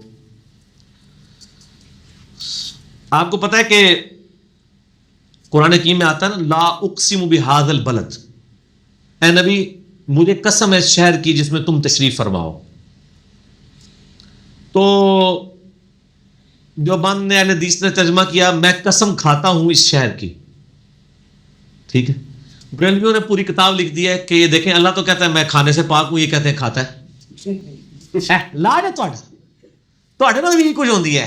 علی نے کہتا ہے اللہ نو ڈر ہے, تھوڑا بالکل صحیح کر دینے. پھر وہ یار جو کوئی کہہ رہا ہے قسم کھاتا ہوں, تو وہ فزیکلی کھانے پینے کو تو نہیں کہہ رہا, کہتے نہیں قرآن اللہ تعالیٰ کہتا ہے کہ اللہ کھاتا نہیں سب کو کھلاتا ہے, اور یہ کہتے ہیں اللہ نے قسم کھا لی تو یہ وہ کفر ہو گیا. جب کوئی قسم کھانے کی بات کر رہا ہے وہ ٹینجیبل کھانے کی بات کر رہا ہوتا ہے کیا؟ یہاں پہ بھی جب اللہ تعالیٰ کی طرف سے ہم بیان کر رہے ہیں کہ اگر اس چیز کا ڈر نہ ہوتا کہ سب لوگوں نے, تو کیا وہ ٹینجیبل اس ڈر کی بات کر رہا ہوتا ہے؟ ٹھیک ہو گیا. تو ان کے لیے یہ الزامی جواب ہے کہ تھوڑے بھراواں نے تھوڑے بڑی اچھی کی تھی, صحیح کی ہے انہوں نے, اور صرف اس میں احمد بریلوی کا ترجمہ بچتا ہے, باقی سارے بزرگ رگڑے جاتے ہیں. جو بندی اہل حدیث شیعہ ساروں نے کھاتا ہوں ہی ترجمے کیے, جدھر جدھر ہے نا میں قسم کھاتا ہوں, میں نے قسم کھائی, وہ سارے کافر ہو چکے ہیں انہاں دے نزدیک. تو تسی اللہ مطلب اپنے بابیاں دی فکر کرو, ٹھیک ہے نا. تسی محمد کہہ رہے ہیں تو پھر دیکھ لو, پھر تم دسیں گے تھوڑے نال کیا کچھ ہویا ہے. تو ہم اس کو بھی غلط سمجھتے ہیں کہ قسم کھاتا ہوں کا ترجمہ کوئی غلط نہیں ہے. ہاں یہ ہے کہ یہ بہتر ہے کہ اللہ نے احمد بریلوی صاحب نے جو ترجمہ کیا وہ ٹھیک ہے, مجھے اے نبی تیرے شہر کی قسم, یہ بہتر ترجمہ تھا. لیکن اگر وہ کہتا نا میں تیرے شہر کی قسم کھاتا ہوں, یار نعوذ باللہ وہ اب اردو لنگوسٹک کا ایشو ہے. اور بھی کرنا تھوڑی جی بہت ہوگی, میں نے آگے تو. ایسی محفل جس میں بریلوی بھائی موجود ہوں, وہاں آپ کی کون سی ویڈیو ریفر کی جائے؟ بریلوی بھائی ہوں جب اللہ کا شکر ہے جی, بھائی ہو گئے نا سارے ہو گئے. بریلوی بھائی, دیوبندی بھائی, اہل حدیث بھائی, شیعہ بھائی, سارے بھائی بھائی, مسلم بھائی, کوئی بھی ہو نا, پہلے نمبر پہ میرا لیکچر دیا کریں جو ہم نے کمپلیٹ لیکچر چینل پہ پرومو اپنا لگایا ہوا ہے, مسئلہ 72 فرقہ واریت کی لعنت والا, جس کا سٹارٹ یہ ہوتا ہے کہ الحمدللہ میری روٹی دین کے ساتھ نہیں جوڑی ہوئی, میں اپنی ذات کی خاطر دین سے 1 روپیہ کمانے کو بھی حرام سمجھتا ہوں. یہی وجہ ہے کہ میں نے فرقہ واریت کو 4 طلاقیں 3 طلاقیں دے کے اور 4 تکبیریں پڑھ کے, بلکہ 5, کیونکہ صحیح مسلم میں 5 تکبیریں بھی مردے پہ ثابت ہیں, 5 تکبیریں پڑھ کے ہمیشہ کے لیے دفنا دیا ہے. وہ پہلے جملے ہی اتنے ڈاڈے ہوتے ہیں, تو وہ پھر آگے پھر میں نے فرقہ واریت پہ بھی بولوں کہ بریلویوں میں کیا مسئلہ ہے, دیوبندی میں کیا ہے, یہ سب سے ٹاپ پہ ہے. سب کو پہلا لیکچر یہ سنایا کر. یا پھر شارٹ کلپ چینل پہ جو پرومو ہے, کیا بریلوی دیوبندی اہل حدیث شیعہ ساری کافر ہے, اس پہ بھی میں نے سب کی چیزوں کو بڑے پازیٹیولی ہائی لائٹ کیا ہے, جو انگلش سب ٹائٹل کے ساتھ آئے گا, آر آل سنی اینڈ شیعہ کافر, اس تھمبنیل کے ساتھ آلموسٹ کمپلیٹ ہو چکا ہے, انشاءاللہ 1 دن میں اپلوڈ ہو جائے گا. یہ پہلے نمبر پہ دیا کریں. باقی ظاہر ہے کہ جس کا جو مسئلہ ہے نا اس مسئلے سے ریلیٹڈ بات کیا کریں. مسئلہ یہ نہیں کہ جس میں جو مسئلہ خراب ہے, نہیں, جس کا جو مسئلہ صحیح ہے نا اس مسئلے پہ اس سے بات کیا کریں. یہ دعوت کا ٹول ہے اور یہ قرآن سے میں نے سیکھا. تعالوا الی کلمۃ سواء بینکم بیننا و بینکم اللہ نعبد الا اللہ. آؤ اس ایک بات پہ اکٹھے ہو جائیں جو تم میں اور ہم میں کامن ہے, کہ مت پوجیں کسی کو سوائے اس اللہ کے. سورہ آل عمران آیت نمبر 64. Common terms. بریلویوں کے ساتھ ہماری کامن ٹرم کیا ہو سکتی ہے؟ اہل حدیث دیوبند شیعہ کی کوئی کامن ٹرم نہیں ہو سکتی. ہم آپ کو بتاتے ہیں بریلویوں کے ساتھ کیا کامن. بریلویوں کے ساتھ کامن ٹرم یہ ہوگی کہ بریلویوں کا سٹانس یہ ہے کہ ہمارے علاوہ سارے گستاخ رسول. تو آپ ان کے ساتھ کھڑے ہو جائیں کہ آپ بالکل ٹھیک کہہ رہے ہیں کہ باقیوں نے اپنی اپنی کتابوں میں یہ گستاخیاں کی ہیں, لیکن سر وہ ایک علمی کتابی بندہ ہے, نیٹ تے چڑھا رہتا ہے ہر ٹائم, اس نے سر ایک پمفلٹ لکھا ہے اور انہیں تھوڑی تائری چیک پمفلٹ لکھ دیتا ہے جی دیکھو اندر دن پیروی کا انجام. اس میں اس نے بتایا کہ وہ جو اعلیٰ حضرت نے عبارتیں گستاخانہ نکالی تھی نا دیوبند کے علماء کی, اس نے تائید کر دی ہے جی اس کی, اور لیکن ساتھ اس نے آپ کے بزرگوں کی بھی کچھ نکال دی ہیں, وہ بھی ذرا آپ دیکھ لیں. تو چونکہ آپ کا سٹانس ہے کہ گستاخ رسول نہیں ہونا چاہیے, تو یہ دیکھ لیں اس گستاخ رسول کی لسٹوں میں تو آپ کے لوگ بھی آ رہے ہیں. تو یہ وہ پاور ہے, پہلوان اپنے زور پہ گرتا ہے. بریلویت کا زور یہ ہے کہ باقی سارے گستاخ رسول ہیں, بس اسی پہ بات کریں. آپ ان کو توحید کیوں بتاتے ہیں؟ اللہ کے بندے تھوڑا دماغ کام کرتا ہے. اہل حدیث میں یہ کہنا دعوت دی حکمت ہی نہیں پتہ. قرآن میں کیا ہے, ادعو الی سبیل ربک بالحکمہ والموعظۃ الحسنہ, ٹھیک ہے نا, وجادلہم باللتی ہی احسن. حکمت یہ ہے کہ کامن ٹرم سے شروع کریں. اہل حدیث اب اس سے بات اس لیے نہیں شروع کرتے کہ ان کے اپنے بزرگ بھی گستاخیاں کر کے گئے ہوئے ہیں, ایسے بزرگ جن کو وہ کامن بزرگ کے طور پہ مانتے ہیں. آپ تو خیر انکاری ہو گئے ہیں اسماعیل دہلوی کے تقویت الایمان کے. اچھا, اسی طریقے سے اگر آپ ایک شیعہ آتا ہے تو آپ شیعہ سے یہ تو نہیں بات کریں گے کہ جناب آپ ماتم کیوں کرتے ہیں, دیکھیں قرآن حدیث میں تو منع ہے, وہ تو پہلے ہی کر رہے ہیں. آپ ان سے وہ بات کریں جو وہ کہتے ہیں. ان کے کیا موقف ہے؟ وہ یہ کہتے ہیں کہ ہمارے علاوہ سارے دشمنان اہل بیت ہیں. ان کو کہیں بالکل ہم آپ کے ساتھ ہیں کہ سارے اہل بیت کا راستہ چھوڑ چکے میں. میں آپ کو ایک لطیفہ بھی سنا. میرے پاس ایک شیعہ بھائی آئے, ان دنوں میں گھر میں مجلس کرتا ہوتا تھا, فی البدی اتوار والے دن. اس وقت فتنہ یوٹیوب پہ نہیں آیا تھا, یہ 2008 کی بات کر. وہ ایک جب ہماری دعوت آستہ تھا بات پھیلنی شروع ہوئی نا, تو ایک بندہ ایک وہ شیعہ ذاکر کو لے کے میرے پاس آ گیا. تو مجھے نہیں پتا تھا, اس کو بھی نہیں پتا تھا کہ سامنے کون بیٹھا ہوا ہے. آتے ہی وہ جب بیٹھ گیا نا تو مجھے کہتا ہے جی انجینئر صاحب شیعہ دی کوئی گل دسو تسی. یہ اہل حدیث سے جا کے پوچھے شیعوں کی کوئی غلط بات ہے تو وہ کیا کہیں گے؟ ماتم کر دینے, صحابہ نو گالاں کٹ دینے, ادھر ادھر شروع ہو جائیں سب. اب میں اس وقت سے دعوت کی حکمت سمجھتا ہوں. یہ پمفلٹ میں نے 2009 میں لکھا ہوا ہے, ٹھیک ہے. اور مسئلہ 71B جو انڈیا اور پاکستان کے بزرگوں کی 19 گستاخانہ عبارات کا تحقیقی جائزہ, اس کے 25 منٹ تمہید میں نے یہ ساری باتیں بتائی نہیں. اب ایک شیعہ مجھ سے جب آ کے پوچھ رہا ہے تو میں اس کی کامن ٹرم پہ بات کروں گا نا. مجھے کہتا ہے جی آپ کو کیا مسئلہ ہے؟ میں نے کہا یہ ایک مسئلہ ہے. کہتا ہے کیا؟ میں نے کہا یار تم جو شیعہ ہو نا یہ معاویہ کے شیعہ ہو, میں علی کا شیعہ ہوں. ایڈا حوصلہ تے ہن اہل حدیث دا نہیں نہ ہو سکتا کہ کبھی میں علی دا شیعہ ہاں, ٹھیک ہے. تو پھر اس لیول پہ اترنا, اس کا تو پاؤں گئی زمین نکل گئی کہ یہ تو ساڈی علی گل ہی کر رہا ہے. کہتا نہیں ہے کہ گل کی یہ تسی معاویہ نو میرے کھاتے پاتا ہے رضی اللہ تعالیٰ, ہم تو صحابی مانتے ہیں. میں نے کہا اس لیے کہ حضرت معاویہ اور کے دور میں اور بعد میں آل امیہ کے دور میں حضرت علی پہ ممبروں پہ لعنت ہوتی تھی, یہ پتہ ہے تمہیں. وہ اور خوش ہو گیا, کہتا جی ہم تو پہلے ہی رونا رو رہے ہیں. تو میں نے کہا یہ بدعت کس نے شروع کی؟ کہتا ہے آل امیہ نے. تو میں نے کہا آج اس بدعت پہ کون عمل کر رہا ہے؟ آج کس کے ممبروں سے صحابہ پہ لعنت ہو رہی ہے؟ اس نے ادھر بیٹھے ہوئے کہا علی بھائی آج کے بعد کسی صحابی کو گالی نہیں نکالوں گا. سبحان اللہ کہہ دو نا, مولوی نے جھوٹے واقعات سبحان اللہ کہہ دو. اور اس طرح کے کئی ایک ای میلز ہیں میرے پاس پوری دنیا سے جو کہتے ہیں سب و شتم چھوڑ دیا ہے. سر یہ سب و شتم لال رومال والے تو نہیں رکوا سکتے نا, کیونکہ وہ تو کھڑے ہوئے ہیں دوسری پارٹی میں, زیدی پارٹی میں. تو آپ جھوٹ پہ کھڑے ہو کے سچائی کا مقابلہ نہیں کر سکتے. بریلویت بھی کسی سچائی پہ کھڑی ہے گستاخانہ عبارتوں والے مسئلے میں. شیعہ بھی ایک سب و شتم کے مسئلے میں یا جو آل امیہ نے ظلم کیا اہل بیت کے ساتھ, وہ کسی سچائی پہ تو کھڑے ہوئے ہیں. تو ان کے لیے بھی سر ہم یہ پمفلٹ ہے واقعہ کربلا کا پس منظر, کہ آپ دیکھ لیں کس طریقے پہ آپ چلتے. اس طرح دیوبند ہے, وہ کہتے ہیں یار ہم کہتے ہیں یار بریلوی دیوبندی میں کیا فرق ہے؟ کہتے ہیں قبروں کو منگتے ہیں, اسی نہیں منگتے. یہی کہتے ہیں نا, یہ ان کی پاور ہے, اسٹرینتھ ہے. آپ ان کی اچھا بالکل آپ صحیح کہہ رہے ہیں, قبروں سے ہی مانگنا چاہیے, قبروں کا طواف نہیں ہونا چاہیے. لیکن وہ ایک علمی کتابی بندہ ہے, اس نے ایک پمفلٹ سائز پیپر نمبر 6 لکھا ہے قبروں سے فیض کے عقیدے کا تحقیقی جائزہ. تو آپ بتا رہے تھے بریلوی جو ہے وہ قبروں سے مانگتے ہیں, دیوبندی نہیں مانگتے. اس میں تو وہ اشرف تھانوی صاحب کے مرید جا کے قبر سے روٹی مانگ رہے ہیں, اور ایک تبلیغی جماعت جا کے فضائل صدقات میں لکھا ہے وہ ایک قبر والے کے پاس گئی ہے, وہ قبر سے باہر نکل کے اس نے اونٹ قربان کر کے ان کی مہمان نوازی کی ہے.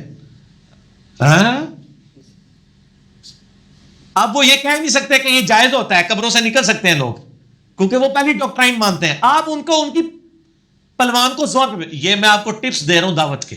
پہلے تو میں یہ نجی محفلوں میں کرتا تھا, میں نے کہا یہ رات بھی میں اپنے ساتھ لے ہی نہ جاؤں, میں آن کیئر ایئر بھی کر رہا ہوں. جو جس کی اسٹرینتھ ہے نا اس پہ اس کو گلائیں, جو خود مانا ہوا ہے, جس ڈاکٹرائن کو وہ مانا ہوا ہے. یہ الزامی جواب ہے, ہومیوپیتھک علاج ہے, اینٹی وینم ہے, پکی ہے, جو وہ مانا ہوا ہے اس پہ آپ اس کو منوائیں. میں یہ منکرین حدیث کے لیے میرے پاس پکی ہے. منکرین حدیث کے پاس ہر وقت یہ ہوتا ہے وہ جی عملی تواتر اجماع دیکھنا چاہیے, جی عملی تواتر اجماع ہے, عملی تواتر حدیثاں دے بعد چاہیے. یہ وہ میں تو بالکل سی تہاڈے نال ہاں. قرآن کتنے نازل ہوا ہے؟ کہتے سعودیہ میں. میں کہتے سعودیہ میں تو تواتر یہ ہے کہ رکوع میں جاتے وقت اٹھتے ہوئے رفع الیدین ہو, آپ تو نہیں کرتے. بخاری مسلم کو تو چھوڑو نا, اس میں تو ہے ہی ہے رفع الیدین. یہ آپ کہاں سے لے کے آئے ہو؟ وہ تو صحابہ کی اولاد ہے, تسی عنوانی اولاد ہو. ٹھوس. اور میں کبھی بھی کافر نہیں رہے ہیں آج تک. ایون انگریزوں کے دور میں بھی جب سلطنت عثمانیہ ٹوٹی تھی, وہ ٹوٹتے ہی سعودی خاندان کے پاس آ گیا تھا معاملہ. عرب کی سرزمین پہ کبھی کافروں کی حکومت نہیں رہی ہے، تو وہ رفع الیدین کیوں کر رہے ہیں؟ تو ان کے لیے ان کی ڈاکٹرائن پہ پھکی ہے. اس طریقے سے اہل حدیث کے لیے بھی پھکی ہے. وہ کہتے ہیں جی وہ دیکھیں جی حنفیوں کو ہم بخاری مسلم سے رفع الیدین کی حدیثیں پیش کرتے ہیں، واضح حدیثیں پڑھ کے بھی نا نہیں مانتے، کہتے ہیں امام کا قول نہیں چھوڑنا. ہم کہتے ہیں جناب ہم نے کربلا والا ریسرچ پیپر میں بخاری مسلم سے آل امیہ کی بدماشیاں لکھی ہیں کہ کس طرح اہل بیت کے ساتھ انہوں نے زیادتیاں کی ہیں، تو سر یہ بھی بخاری مسلم میں لکھا ہوا ہے. تو آپ تو خود کہہ رہے ہیں جو بخاری مسلم کو نہ مانے وہ منکرین حدیث ہوتا ہے، تو کیا صرف حنفی رفع الیدین کا انکار کر کے ہی منکرین حدیث ہوتے ہیں؟ آپ کے بزرگ باب آل امیہ کی بدماشی والی حدیثوں سے نظریں چرائیں. انکار حدیث کی دو فارم ہے، ایک تو یہ ہے کہ آپ کہیں حدیث ہی جعلی ہے، یہ تو اہل حدیث کی جرت نہیں ہوتی کیونکہ ان کو اپنی پبلک ہی مارے گی جوتیاں. دوسرا انکار ہے کہ حدیثیں ٹھیک ہے بیان نہیں کرنی چاہیے. تو حنفی بھی یہی کہہ رہے ہیں کہ یہاں تو سارے حنفی ہیں، آپ رفع الیدین کی اور آمین کی حدیثیں بیان کر کے لوگوں میں کیوں جو ہے وہ تفریق پیدا کر رہے ہیں؟ ساروں کو بغیر رفع الیدین کے پڑھنے دیں. ہاں آپ جب عرب جائیں تو وہاں جا کے آپ نے کرنا ہے تو آپ کریں، ادھر کیوں کرتے ہیں آپ؟ ادھر بھی لوگ کہتے ہیں جو بندیوں کی مسجد میں جب کوئی وہ کہتے ہیں یار آپ یہاں تھے نا امین آستہ کا کریں، تفریق نہ ڈالیں، تو وہ بھی کہتے ہیں کہ بخاری مسلم کی رفع الیدین کی حدیثوں نے امت میں تفریق ڈال دی ہے. ابھی اگلے دن یہ عثمان بھائی کو فون آیا ایک انکل جی کا، مجھے کل عثمان بھائی بتا رہے تھے اے انکل بڑی ایسٹ دے ساڈے واسطے. انکل اسلام کیونکہ ہم کالی داڑھی کے ساتھ جب کسی کو بات کرتے ہیں نا تو تھوڑی دیر تو وہ مولوی سنتا ہے، پھر کہتا ہے تو تمیز ہی نکال کرنے دی. بالکل یہ بہت بڑا اعتراض ہے. ساڈے کو جواب ہے لے لے کرو، جدو کو پریشانی ہوا کرے کرو، رابطہ کرے کرو. اس پلیٹ فارم تے اللہ فضل اس میٹرو وچ ٹھیک ہے نا، اے وہ میٹرو ہے جسے ہر سودا بکتا ہے. اچھا تو اس کا حال ہمارے پاس بابے ہوتے ہیں، میں نے بابے رکھے ہوئے ہر جگہ. جب میں نے کہیں بات کنوے کرنی ہو نا کسی مولوی کو، بابوں کے ذریعے کرواتا ہوں. بابوں کو تو نہیں کہہ سکتے، ان سے تو دبے ہوئے رہتے ہیں. اور میں نے فزیکلی کئی بار لوگوں کو تجربہ کر کے بتایا کہ میں نے ایک مجلس میں بات کی ہے، وہی بابے سے لائی ہے، ٹھوس کر کے چپ کر کے بیٹھ گئے، میرے گل پہ گئے. تو بابے بڑے ایسٹ ہیں، بابے اسلام ساڈے بھی بابے ہیں اچھے سے بابے جو ریٹائر ہوئے ہیں، پڑھے لکھے ہیں، اب نیٹ پہ بیٹھے ہیں، یوٹیوب دیکھ رہے ہیں، اور ان کو پتا چلا ہے کہ یار دین تو کتابوں میں ہے، بابوں میں نہیں ہے. اب وہ جیسے کتابیں پڑھتے ہیں تو عثمان بھی بتا رہے تھے، ایک بابا جی کا فون آیا، انہوں نے کہا کہ جی میں نے علی بھائی اکثر کہتے تھے نا یار کہ علماء بخاری مسلم صرف رکھی ہوئی ہیں، انہوں نے مانتے کوئی نہیں ہے. کہتے ہیں میں نے بخاری مسلم پڑھی، میں نے وہ نماز کا طریقہ پڑھا، حدیثیں ساری نوٹ کی. کہتے ہیں میں نے اپنے مولانا صاحب سے کہا کہ سر تھوڑا سا ٹائم چاہیے. انہوں نے پتہ نہیں کیا ہونے لگا، انہوں نے مولانا صاحب نے کہا بابا جی کوئی طلاق کا کوئی مسئلہ پوچھنا ہوئے گا. وہ کہتے ہیں میں نے ان سے ٹائم لیا مولانا صاحب سے، ان کو میں نے بخاری مسلم لے گیا. میں نے کہا جی میں نے مطلب خود یہ نا بخاری مسلم پڑھی ہے، یہ آپ دیکھ لیں، میں نے نوٹس بنائے ہوئے ہیں، ایڈریس ہی دے کے مان جائے گا. انہوں نے کہا جی یہ نوٹس یہ دیکھیں آپ، یہ تو رفع الیدین کے ساتھ نماز کا طریقہ لکھا ہوا ہے، تو ہم کیوں نہیں رفع الیدین کرتے ہیں؟ انہیں ہم کہہ کہ انہوں نے گل کی تھی نا پہلے ہی نہ باہر کرتے. انہوں نے کہا انکل جی تمہیں کی نے کیا کتاباں پڑھو، یہ کتابوں کو چھوڑ دیں، یہ اجماع ہو چکا ہے کہ رفع الیدین ختم ہے، ان کتابوں کو چھوڑ دیں. میں حیران ہو گیا کہ یار ایک مسلمان کہہ رہے کتابوں کو چھوڑ دیں. کہہ رہے نا جی کئی مسلمان ہیں، کروڑوں میں مسلمان ہیں جو کہتے ہیں قرآن میں ڈائریکٹ پڑھنا گمراہ ہو جاؤ گے، کیونکہ انہوں نے ایاک نعبد و ایاک نستعین، ان کے گاٹے فٹ ہوتا ہے، انہوں نے بزرگ بابوں کو پکارنا ہوتا ہے، ان کو یہ آیت چبھتی ہے. آپ یہ آیت پڑھیں تو وہ اور طرف چل پڑتے ہیں. آپ کسی بھی حنفی کی مسجد میں جا کے نا اس کے عالم کو کہیں کہ جی دیکھیں جی ہمیں چاہیے کہ ہم قرآن و حدیث کو مانیں جو کچھ لکھا ہوا ہے، جو اللہ رسول نے بتایا ہے. یہ بس اتنا جملہ بول دیں. اس جملے میں کوئی خرابی ہے وہ پہلے آگے گا اے تسی اماموں نہیں مانتے، اس کو پتہ چل جائے گا کہ ان کے بنائے ہوئے اماموں کا انکار لازم آئے گا جب قرآن حدیث کو ڈائریکٹ پڑھے گا. میں آپ کو اپنے ایک بھائی کا واقعہ سناتا ہوں. 2008-9 کا، وہ سیالکوٹ کے رہنے والے تھے. کورین لینگویج میں انہوں نے نا یعنی مہارت حاصل کی ہوئی تھی، وہ کورین لینگویج سکھاتے تھے. اب تو میرے کئی سال ہوئے ملاقات نہیں ہوئی ہے. وہ ان دنوں نئے نئے ریورٹ ہوئے ہمارے ساتھ ہی، یعنی جب میں نے ان کو دعوت سامنے رکھی، وہ اپنے مولانا صاحب کے پاس مسجد میں جمعے کے بعد کہتے ہیں میں نے اپنے مولانا صاحب کو، مجھے خود واقعہ سنایا، کہتے ہیں میں نے مولانا صاحب کو بٹھایا اور میں نے کہا سر میں نے ایک مسئلہ پوچھنا ہے، لیکن عالم مسئلہ نہیں پوچھا لیکن تسی دیکھو نا کان کس طرح کھلوندے جے تے کس طرح دے سنگنے دیس جے. مسئلہ نہیں پوچھا، کہتا ہے میں نے آپ سے ایک مسئلہ پوچھنا ہے. ان کو نہیں پتا تھا کہ یہ بندہ ریورٹ ہو چکا ہے، کوئی پس منظر نہیں ہے. میں نے آپ سے مسئلہ پوچھنا ہے لیکن پلیز مجھے قرآن اور حدیث سے ہٹ کے آپ نے کوئی بات نہیں بتانی. اس کے اندر جو لکھا ہے اس کے مطابق مسئلہ بتانا ہے. مسئلہ بھی شروع ہی نہیں ہوا, ہو سکتا ہے یار وہ وضو کا طریقہ ہی تو سے پوچھ لے جہاں تھوڑا ساڈا کامن ہے. کہتا میں نے یہ جملہ بولا نا تو اس نے کہا بیٹا آپ کو پتا ہے جو ہمیں یہ آگے کہے نا کہ ہمیں وہ بات بتائیں جو قرآن و حدیث میں لکھی ہے, ہم اسے کیا کہتے ہیں؟ اس نے کہا مجھے نہیں پتا. کہتے ہیں وہ کافر ہوتا ہے. کافر کا لفظ یوز کیا. وہ کہتا سر میں نے کون سی ایسی بات کر دی یار, یہ میرا ہے یہ یہودی اور عیسائی بھی جرت نہ کرے آپ کو. کئی یہودی عیسائی پروفیسر ہیں جو اسلامیات پڑھاتے ہیں ایز اے سبجیکٹ, ان کو بھی اگر آپ کہنا کہ آپ مجھے ذرا اسلامیات کی روشنی میں بتا دیں تو وہ بھی آپ کو کافر نہیں کہے گا. اور وہ کہتا ہے جی میں نہیں بھائی پریشان ہو گیا, میرا ذہن معاف ہو گیا کہ یار میں نے کون سا ایسا جرم کیا ہے, میں نے تو یہی کہا مجھے قرآن حدیث سے بتانا. میں نے کہا نہیں وہ تو بڑا منصف مزاج آدمی تھا, یہ اندر سے سارے ہی آپ کو کافر سمجھتے ہیں. وہ تو بڑا شریف آدمی تھا, اس نے منہ سے بول کے بھی کہہ دیا کہ قرآن حدیث کو ماننے والا کافر ہوتا ہے اور بزرگ بابوں کو ماننے والا مسلمان نہیں. سر مسلمان تو ہوتے ہی نہیں ہے نا, وہ بابی ہوتا ہے, یعنی دیوبندی یا بریلوی یا لدی جو بھی وہ ان کے اپنے نام ہیں, مسلمان تو اپنے آپ کو کہتے ہی نہیں ہے وہ. تو ٹھیک کہہ رہے ہیں, ہم یقیناً ان کے بزرگوں کا کفر کرتے ہیں. اور وہ تو قرآن پاک میں آیا ہے کہ ایمان کے بارے میں آیت الکرسی سے اگلی آیت کیا ہے؟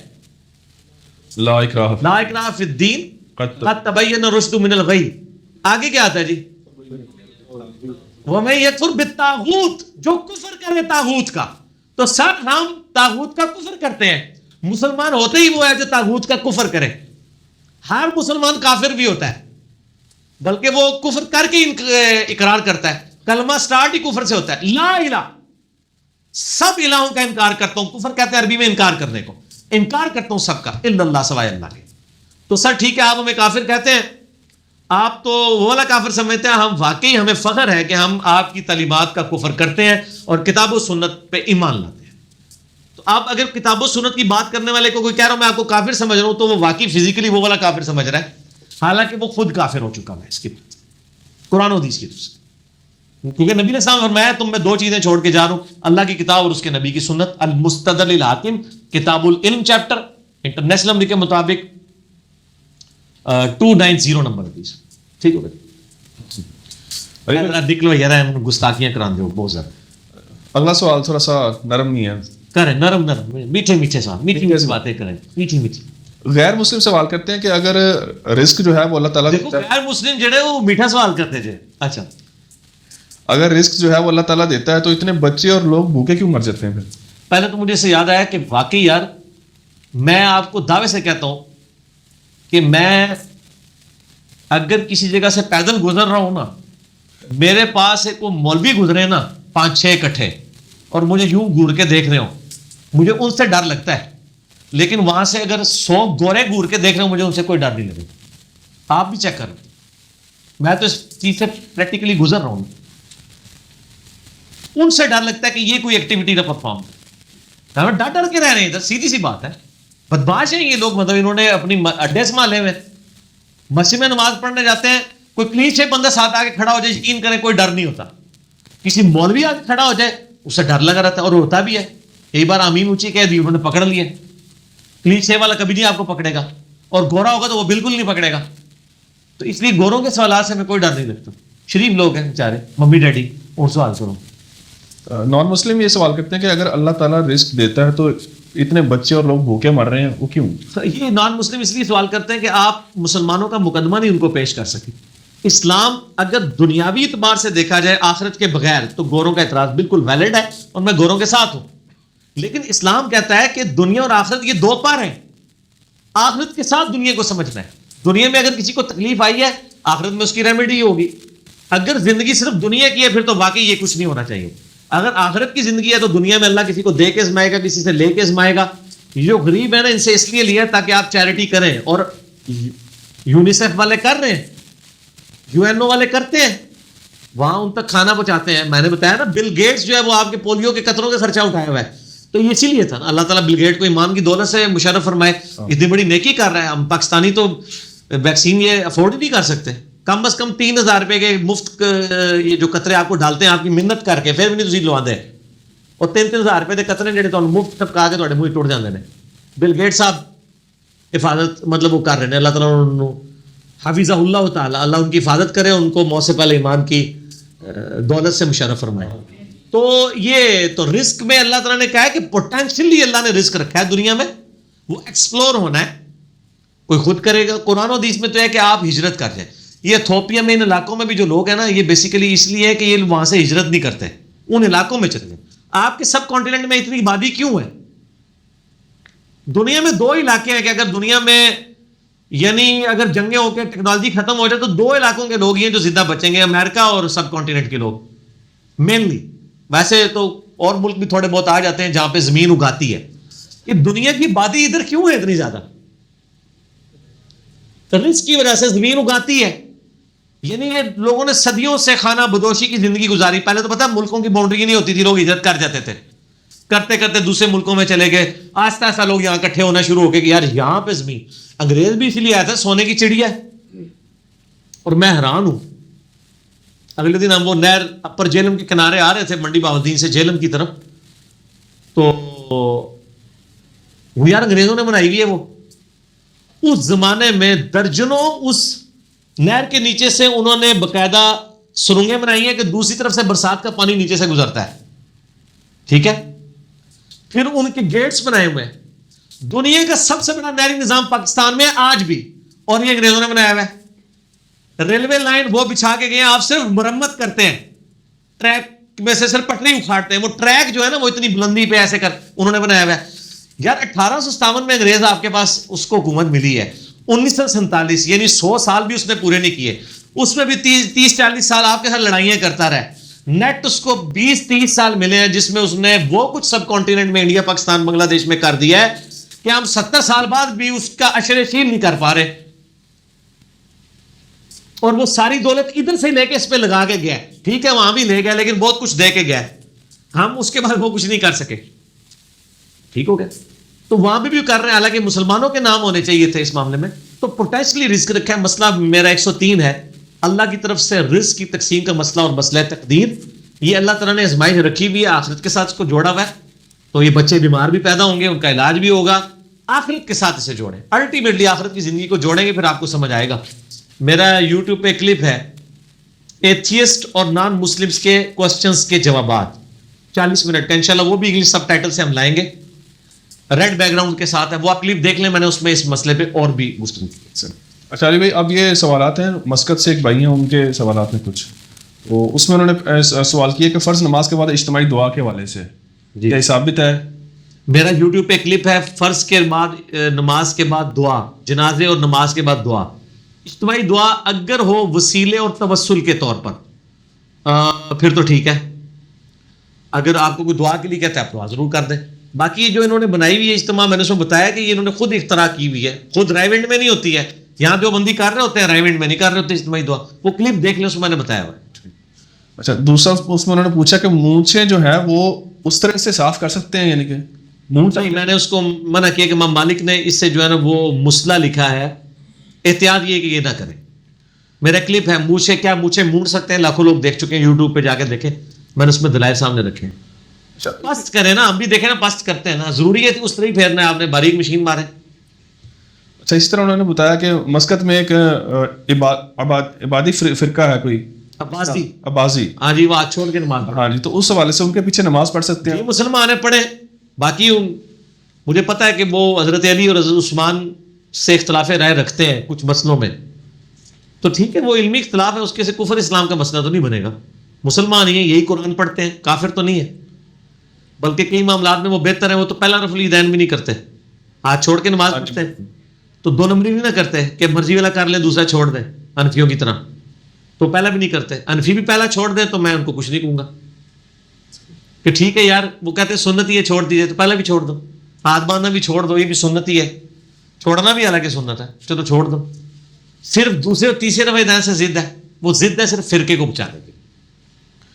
اچھا, انہوں نے پوچھا کہ تبلیغ کے لیے کوئی کتاب ریفر کریں. میں ریفر کروں, اللہ سے پوچھیں. وَأُوحِيَ إِلَيَّ هَذَا الْقُرْآنُ لِأُنذِرَكُم بِهِ وَمَن بَلَغَ. یہ امام الانبیاء کی دعوت قرآن, میں نے ریسرچ پیپر لکھا ہے. اے نبی علیہ السلام, فرما دیجئے قرآن مجھے اس لیے وحی کیا گیا, میں اس قرآن کے ذریعے تمہیں بھی تبلیغ کروں جس تک یہ قرآن پہنچا ہے. سورۃ الانعام آیت نمبر 19. تو سر ہم نے تو لکھا ہے, اللہ سے زیادہ آسان کتاب کوئی نہیں لکھ سکتا, اللہ سے زیادہ سمجھانے والی کتاب کوئی نہیں لکھ سکتا. عام فہم کتاب لکھی ہے, اتنی عام فہم ہے کہ اس کی وجہ سے قرآن پہ اعتراض ہو گیا کافروں کا کہ اس میں مکھی اور مچھر کی مثالیں کیوں ہیں, مکھی کی مثال کیوں مکڑی کی آئی ہے. اللہ نے فرمایا کہ اللہ تعالیٰ کا مقصد یہ نہیں تھا کہ کسی کے اوپر علمی روک ڈالنا ہے, مقصد بات سمجھانا تھا. اللہ شرم نہیں محسوس کرتا کہ وہ مچھر کی مثال بیان کرے یا اس سے بھی کسی حقیقت چیز کی, بات سمجھانا مقصد ہے. قرآن میں 5 طرح لکھا ہے, قرآن سمجھنے کے لیے آسان ہے نصیحت کے اعتبار سے. وَلَقَدْ يَسَّرْنَا الْقُرْآنَ لِلذِّكْرِ فَهَلْ مِن مُدَّكِرٍ, سورہ القمر آیت نمبر 17, 22, 32 اور 40 میں 5 دفعہ. لیکن مولوی پھر بھی پورا یقین نہیں ہے, وہ کہتا ہے قرآن مشکل ہے. قرآن نصیحت کے لیے آسان, نصیحت کے لیے آسان ہے, وہ کہتا نہیں مشکل ہے. چلو نہیں مشکل ہی مان لیا. آپ کے بابوں نے جو ترجمے کیے ہیں ان کے لیے تو آسان تھا نا, ان کو علم آتا. ہاں جی تو وہ تو پڑھنے دیں, نہیں وہ بھی نہیں پڑھنا, ڈائریکٹ گمراہ ہو جاؤ گے, کیڑے پاس جائیے. ٹھیک ہو, میں آپ کو بتاؤں مجھے بڑا دکھ ہوا, میں تبلیغی جماعت سے بڑی محبت کرتا ہوں, میں پروموٹ کرتا ہوں, لیکن یہ ان میں خرابی ہے اس حوالے سے. میں کہتا ہوں فضائل مال کی جگہ وہ قرآن سے تبلیغ کریں, جیسا کہ عرب ملکوں میں ریاض الصالحین سے درس دیتے ہیں, وہ وہاں نہیں فضائل مال کھولتے. ریاض الصالحین مشکات کی پیرلل ایک کتاب ہے امام نووی کی جو مشکات سے پہلے لکھی گئی ہے, اس میں اسی طریقے سے حدیثیں انٹلیکچوئل فارم میں جوڑی گئی ہے. میں رائے ونڈ گیا 2007 کے اجتماع کی بات ہے, نومبر 2007 میں اجتماع آیا تھا رائے ونڈ کا. میرا یعنی اس وقت نیا نیا میں گمراہی کی طرف جا رہا تھا, بریکٹ والی, تو تحقیق کر رہا تھا. تو میں نے یعنی ان کے مکتبے کے اوپر گیا, وہاں میں نے دیکھا فضائل صدقات پڑھی ہے, فضائل اعمال پڑھی ہوئی ہے, فضائل حج پڑھی ہوئی ہے, حکایات صحابہ پڑھی ہوئی ہے. حیات صحابہ, حکایات صحابہ تو وہ چیپٹر ہے فضائل اعمال کا. اچھا یہ 4-5 کتابیں اور کوئی کتاب نہیں. قرآن پڑھا ہوا ہے بغیر ترجمے والا, جو ہے کسی کا کام نہیں. اصلاح تو وہی حاصل کرے گا جس کو سمجھ آئے, الا یہ کہ جس کو عربی آتی ہو. اچھا میں نے اس کو کہا ترجمے والا قرآن ہے, کہتا ہے نہیں جی ترجمے والا قرآن نہیں ہے. دیکھو یار لاکھوں لوگ ادھر آئے ہوئے ہیں, کوئی قرآن ترجمے والا خریدنا چاہتا ہے, چلو اس کی زندگی یہاں پلٹی ہے تو قرآن, ان کا ہے کہ زندگی پلٹے تو بابے کی کتاب لے کے جائے, اللہ کی کتاب نہ لے کے جائے. اگلی بات سنیں, میں نے کہا کیوں نہیں, ان کا حضرات فرماتے ہیں کہ ترجمے والا قرآن رکھنے سے اختلاف پیدا ہوتا ہے. انا للہ و انا الیہ راجعون, کیونکہ لوگ کہیں گے یہ فلانے فرقے کا. میں نے کہا یار سارے فرقوں کا رکھ لو آپ, اگر کوئی بریلوی آتا ہے اس کو اپنا, جس طرح ہم بھی حوصلہ کرتے ہیں نا بریلوی کا پڑھو, بریلوی حمزہ بریلوی کا پڑھ لو, دیوبندی اشلی تھانوی کا پڑھ لو, اہل حدیث جوناگڑھی کا پڑھ لو, شیعہ جو ہے سید فرمان علی شاہ کا پڑھ لو, آپ بھی ضرورت کریں. چلو کچھ نہیں کرنا, اشلی تھانوی کا تو رکھو نا, زیادہ تر تو دیوبندی ہیں, ان کو اشلی تھانوی سے تو کوئی اختلاف نہیں ہے نا. نہیں, ابھی بھی اگر ضرورت ہے آپ میں سے کوئی رکھوا کے بتا دے وہاں پہ, تو پھر میں کیوں نہ کہوں کہ نہ میں وابی نہ میں بابی, میں ہوں مسلم علمی کتابی. ایک بار جھوم کے کہہ دو, سموسا کھا کے کہہ دو, اور اینو بند کر دو میں سموسا کھا لوں, ٹھیک ہو گیا جی. ہاں جی آگے چل. ارے بھائی اگلا سوال ہے کہ لونڈیوں کے بارے میں حکم جو ہے نا وہ اسلام میں کیا ہے؟ وہ میں نے بتایا الجہاد فی الاسلام پڑھ لیں آپ, مولانا مودودی کی کتاب, اور اس سے آپ کو کنسیپٹ کلیئر کر لے ہو جائے گا. یہ اتنا سادہ کنسیپٹ نہیں ہے, بس اس کو ایک نٹ شیل میں سمجھ لیں کہ اس زمانے میں جب رومن اور پرشین امپائر گری تو مسلمانوں کے پاس 2 آپشن تھے. ایک تو یہ کہ جو ان کے مرد لڑنے کے لیے آئے ہوئے تھے, وہ جو اپنی عورتیں ساتھ لے کے آئے تھے, مرد قتل ہو گئے تو وہ عورتیں واپس کر دی جاتی کافروں کو, تاکہ وہ اپنے بچوں کو جوان کر کے مسلمانوں سے پھر بدلا لیتی بعد میں. دوسرا یہ تھا کہ وہ مسلمانوں کے حوالے کی جاتی اور ان کو ایک پابند کیا جاتا کہ ان کے ساتھ وہی سلوک کرنا ہے جو آپ اپنی بیویوں کے ساتھ کرتے ہو, جو خود کھانا ہے وہی اس کو کھلانا ہے, جو خود پہننا ہے وہی پہننا ہے. یعنی ان کو اتنے حسن اخلاق کرنا ہے کہ وہ مسلمان ہو جائیں, تاکہ ان کی آنے والی نسلیں اسلام میں داخل ہو جائیں. تو اسلام نے یہ دوسرا آپشن اڈاپٹ کیا, ٹھیک ہے. اس کے علاوہ کوئی چارہ نہیں تھا. قطعاً یہ مقصد نہیں تھا کہ عورتوں کو غلام بنانے کے لیے نعوذ باللہ جو ہے وہ مسلمانوں نے یہ والا معاملہ کیا ہے, یا ایسے کافر جو ان علاقوں میں تھے ان کو مسلمان عورتوں کو مسلمانوں نے قیدی بنایا. نہیں, صرف وہ مسلمان عورتیں قیدی, کافر عورتیں قیدی بنائی گئی ہیں جو جنگ لڑنے کے لیے مسلمانوں کے خلاف آئی تھی. جو اپنے علاقوں میں بیٹھی تھی, وہ علاقے فتح ہوئے, ان کو تو کوئی لونڈیاں نہیں بنایا. یہ ہمیں پروپیگنڈا کیا جاتا ہے. الجہاد فی الاسلام مولانا مودودی کی کتاب, میں تو کہتا ہوں نا پولیٹیکل سسٹم آف اسلام پہ مسلمانوں کے پاس پوری اسلامک ہسٹری میں کتابیں ہی دو ہیں, خلافت و ملوکیت اور الجہاد فی الاسلام. آپ میرا یوٹیوب پہ کلپ لکھیں پولیٹیکل سسٹم آف اسلام تو میرا کھل جائے گا. یہ دو ہی کتابیں, اور تو آپ کے پاس کچھ ہے ہی نہیں پلے. اچھا, اگلا سوال ہے عبادات میں خشوع و خضوع کے لیے کیا کرنا چاہیے؟ بنیادی چیز یہ ہے کہ آپ جو کچھ کہہ رہے ہیں آپ کو اس کا ترجمہ پتا ہونا چاہیے. اگر آپ کو پتہ ہی نہیں آپ کیا کہہ رہے ہیں تو کبھی خوشو وضو نہیں آ سکتا, آپ جو مرضی کر لیں. یہ بنیادی چیز ہے. قرآن کا وہ حصہ جو آپ نماز میں پڑھتے ہیں اس کا ترجمہ آنا چاہیے, چاہے آپ ایک ہی سورت بار بار پڑھیں. میں کہتا ہوں المعوذات تو کم از کم ترجمے سے یاد کریں نا, آخری 3 صورتیں کسی کو ریپیٹ کریں. کوئی مسئلہ نہیں, بخاری میں آیا نہیں ہے کہ ایک صحابی تو ہر رکعت میں قل هو اللہ احد پڑھتے تھے, تو نبی علیہ السلام نے فرمایا کہ اس سے کہہ دو کہ اللہ بھی اس سے محبت کرتا ہے. اس نے کہا نا کہ میں اللہ کی محبت کی وجہ سے کرتا ہوں, تو ان کا اللہ بھی اس سے محبت کرتا ہے. تو ان کے ترجمے یاد کریں. باقی نماز کا ترجمہ ہم نے نماز کے اوپر نماز محمدی صلی اللہ علیہ وآلہ وسلم ریسرچ پیپر نمبر 8 پورا لکھ دیا ہے, وہ ترجمے کے ساتھ میں نے لکھا ہے. تو آپ ڈیزائن والے جائے نماز پر نماز پڑھنا ٹھیک ہے, اس سے نماز تو جائز ہے. وہ ڈیزائن اس لیے بنائے جاتے ہیں بعض اوقات کہ وہ تھوڑا میل خورا ہو جائے, کہ اس پہ میل لگا ہوا نظر نہ آئے. اگر پڑھتے ہوئے, وہ تو بخاری مسلم میں حدیث ہے نا, نبی علیہ السلام نماز پڑھ رہے تھے, سامنے ایک پردہ تھا جس پہ نقش و نگار تھے, تو آپ کی توجہ اس کی طرف چلے گی, آپ اور میں عائشہ اسے چینج کرو. اگر واقعی آپ نقش و نگار ایسے کوئی ہیں کہ جو آپ کی کنسنٹریشن لوز کر رہے ہیں, تو وہ اس مسئلے پہ نماز نہ پڑھے. باقی ممانعت کوئی نہیں ہے پڑھنے کی. یعنی اب یہ میرا بھی نقش و نگار والا مسئلہ ہے, مجھے آج ایک بھائی نے توجہ دلائی, تو میں نے کہا یار مجھے اس مسئلے پہ نماز پڑھاتے کئی سال ہو گئے, میں نے کبھی اس ڈیزائن کو نظر بھی نہیں کی ہے. ہماری توجہ ہی نہیں ہوتی نا, ایک یوزول پریکٹس میں ہے نا یہ چیز, ٹھیک ہے نا. کوئی یہ تو نہیں آگے کوئی وہ مگرمچھ کی تصویر بنی ہے, پھر تو ظاہر ہے ضرور چلی جائے گی. پھول بوٹے بنے ہوئے ہیں اور وہ بھی تو کوئی توجہ اس طرف گئی نہیں ہے. اگر چلی جائے تو چینج کرتے ہیں, بہتر ہی ہے. اس طریقے سے مکے مدینے کی تصویروں والے وہ تو قطعاً نہیں استعمال کرنے چاہیے. اس پہ بیٹھ جاتے ہیں, حرام والا معاملہ تو نہیں ہوگا لیکن ایک قدر تو کم ہوگی نا, ٹھیک ہو. اللہ کی رضا اور مشیت میں کیا فرق ہے؟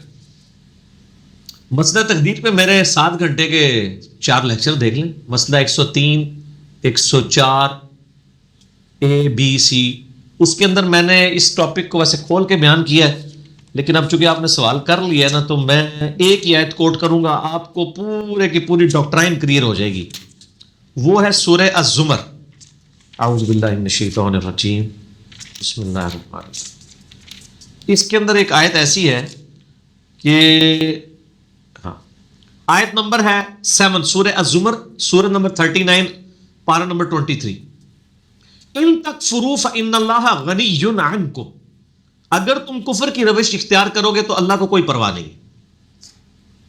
ولا یرضی لعبادہ الکفر, لیکن یہ یاد رکھنا کہ اللہ کی رضا اس میں نہیں کہ تم کفر کرو.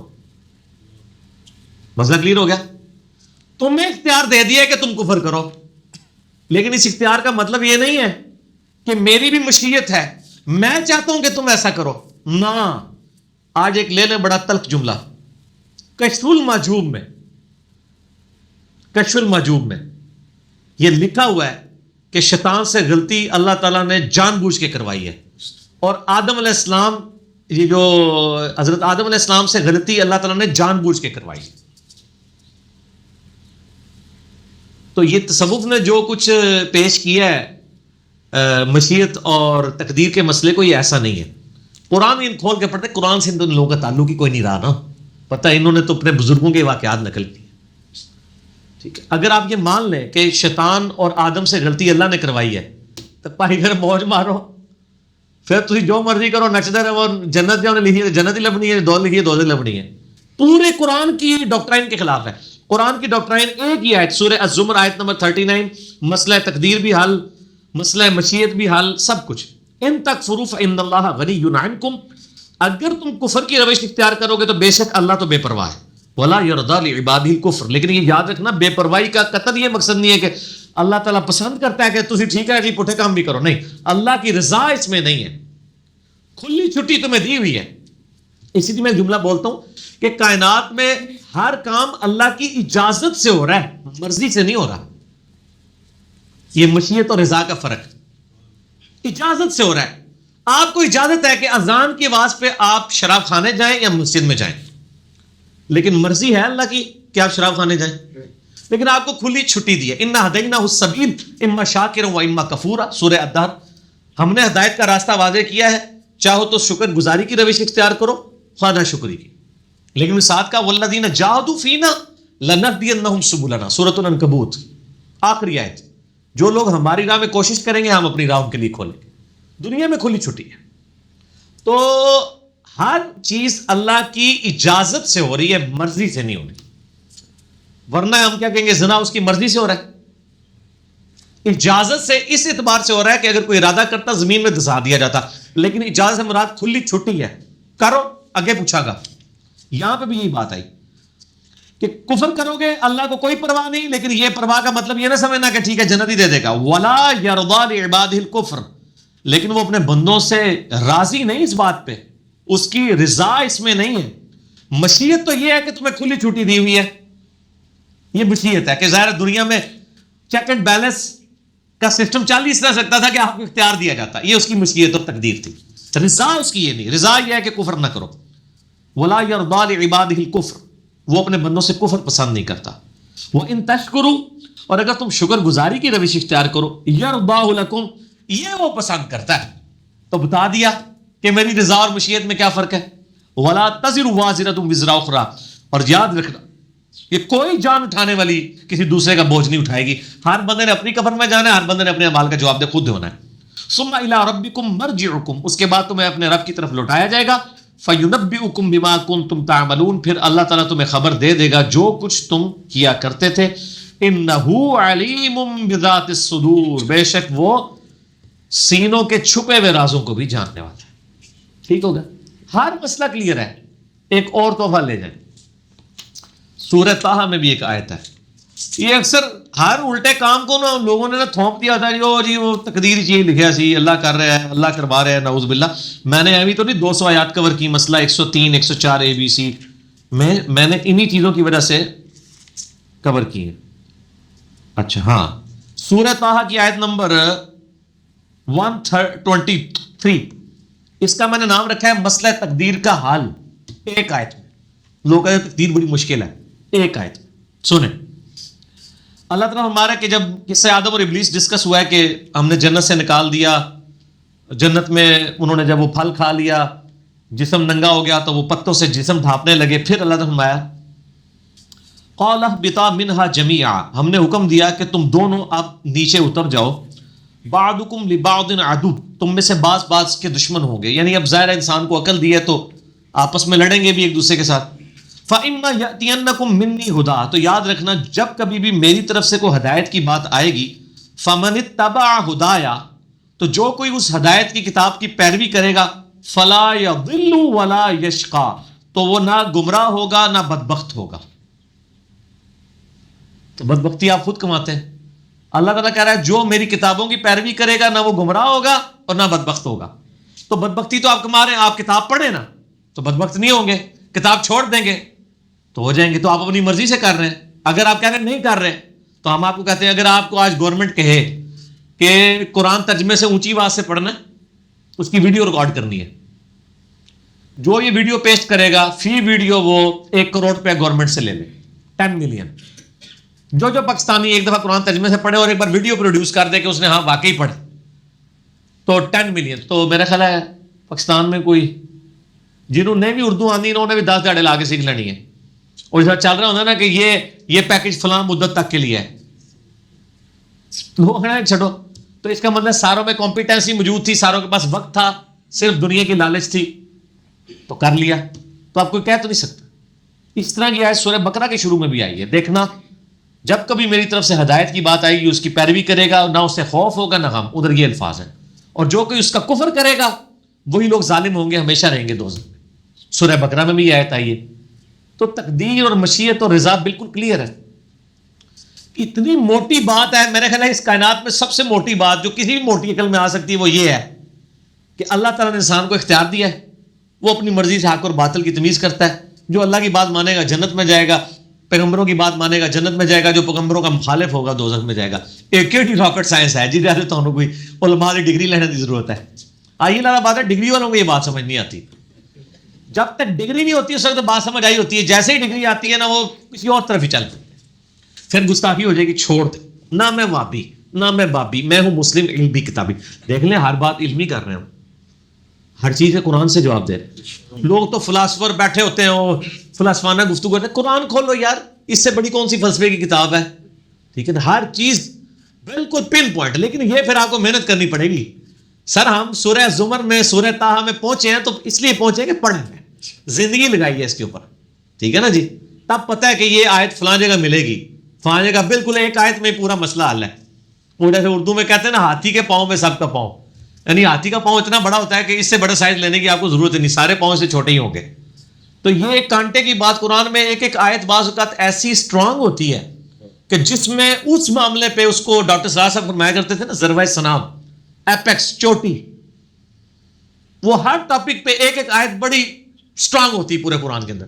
اس آیت کو آپ پکڑ لیں, اس ٹاپک پہ آپ کو ہر بات سمجھ آ جاتی ہے. تو یہ میں نے چوٹی والی 2 آیات پکڑ لی, پورے قرآن کی تھیم آپ کو اس میں کلیئر ہو جائے گی. ٹھیک ہو گیا, آگے چلیے بھائی, یہ ہمارا جو خطہ ہے انڈیا پاکستان کا, اس میں بنگلہ دیش بھی بولتے ہو, بنگلہ دیش بھی ہے, افغانستان بھی ہے.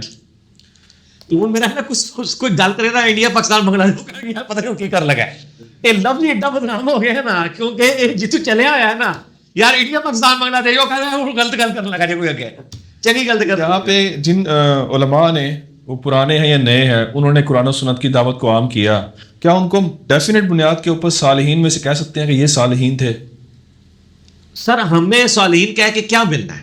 قرآن میں اصل میں ذکر ہے نا اس کا کہ شہداء اللہ تعالیٰ ان کا ساتھ کرے گا. ہاں تو ہم ان کا کیوں ذکر کریں؟ ہم صالحین میں امام بخاری, امام مسلم کا نام کیوں نہ لیں؟ ہم صدیقین میں حضرت ابوبکر, عمر, عثمان, علی کا نام کیوں نہ لیں؟ آپ اپنا اسٹینڈرڈ آپ کریں نا سر. تسی گلے والی دی ٹیماں نال کیوں میچ کھیڈ رہے ہو؟ لیکن یہاں بھی اللہ کو وہ شے منگو جڑی سب تو ایلیٹ ہے من النبی کی. آپ کو تو کہنا چاہیے ہمیں نبیوں کا ساتھ نصیب ہو. ٹھیک ہے, باقی ان کو کیا ضرورت ہے ان کے ساتھ اپنا تعلق بنانے کی کہ نیک لوگوں کے لیے آپ دعا کریں, اور وہ آپ نے نہیں دعا کرنے کی, آپ کو نام لینے کی ضرورت نہیں ہے.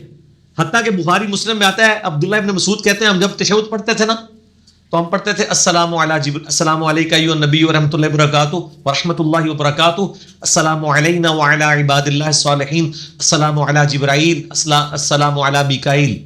تو نبی علیہ السلام فرمایا یہ نام کیوں لے رہے ہو, ضرورت ہی نہیں, حالانکہ جبرائیل پکے صالح ہیں. حضور نے کہا تم نے جب کہہ دیا نا السلام علینا وعلی عباد اللہ الصالحین, تو زمین و اسمان میں ہر نیک بندے تک تمہارا سلام اللہ پہنچا دے گا. تو سر تسی کیوں اس کا حساب کتاب رکھنا جائے, مردم شماری کرانی جائے؟ آپ جب پڑھ رہے ہیں تو اس دور کا کوئی صالحین ہے یا مرا ہوا ہے, آپ کی دعا اس کو پہنچ رہی ہے, کیونکہ آپ فرق نہیں کر سکتے. بریلویوں کے صالحین جو ہیں وہ جو بندیوں کے مشرکین ہیں, جو بندیوں کے صالحین بریلویوں کے گستاخان رسول ہیں. ٹھیک ہو گیا نا, میں ایک کلپ سنبھال کے رکھا جائے, میں چڑھانا ہے تو ہم 10 جان ایچ ڈی کیمرے والا, وہ طارق جمیل صاحب والے کلپ میں سے, وہ میں نے ابھی تک چڑھایا نہیں ہے. اس کا نام ہے بریلوی دیوبندی بزرگ, اگے سوالیہ نشان, ایک پاسے المہند لگی ہوئی ہے, ایک پاسے لگی ہے اسام الرحمین. تو وہ میں دونوں دی پیاری پیاری میٹھی میٹھی باتیں ایک دوسرے کے بارے میں دکھائی ہیں کہ یہ بزرگ ہے صالحین ایک دوسرے کے بارے میں. ٹھیک ہوگا نا, اور چڑھے گا کلپ انشاءاللہ, اپلوڈ ہوا ہے, صرف پبلش کرنا ہے. ہم نے بڑا سونا بڑا ہے, فٹ قسم کا.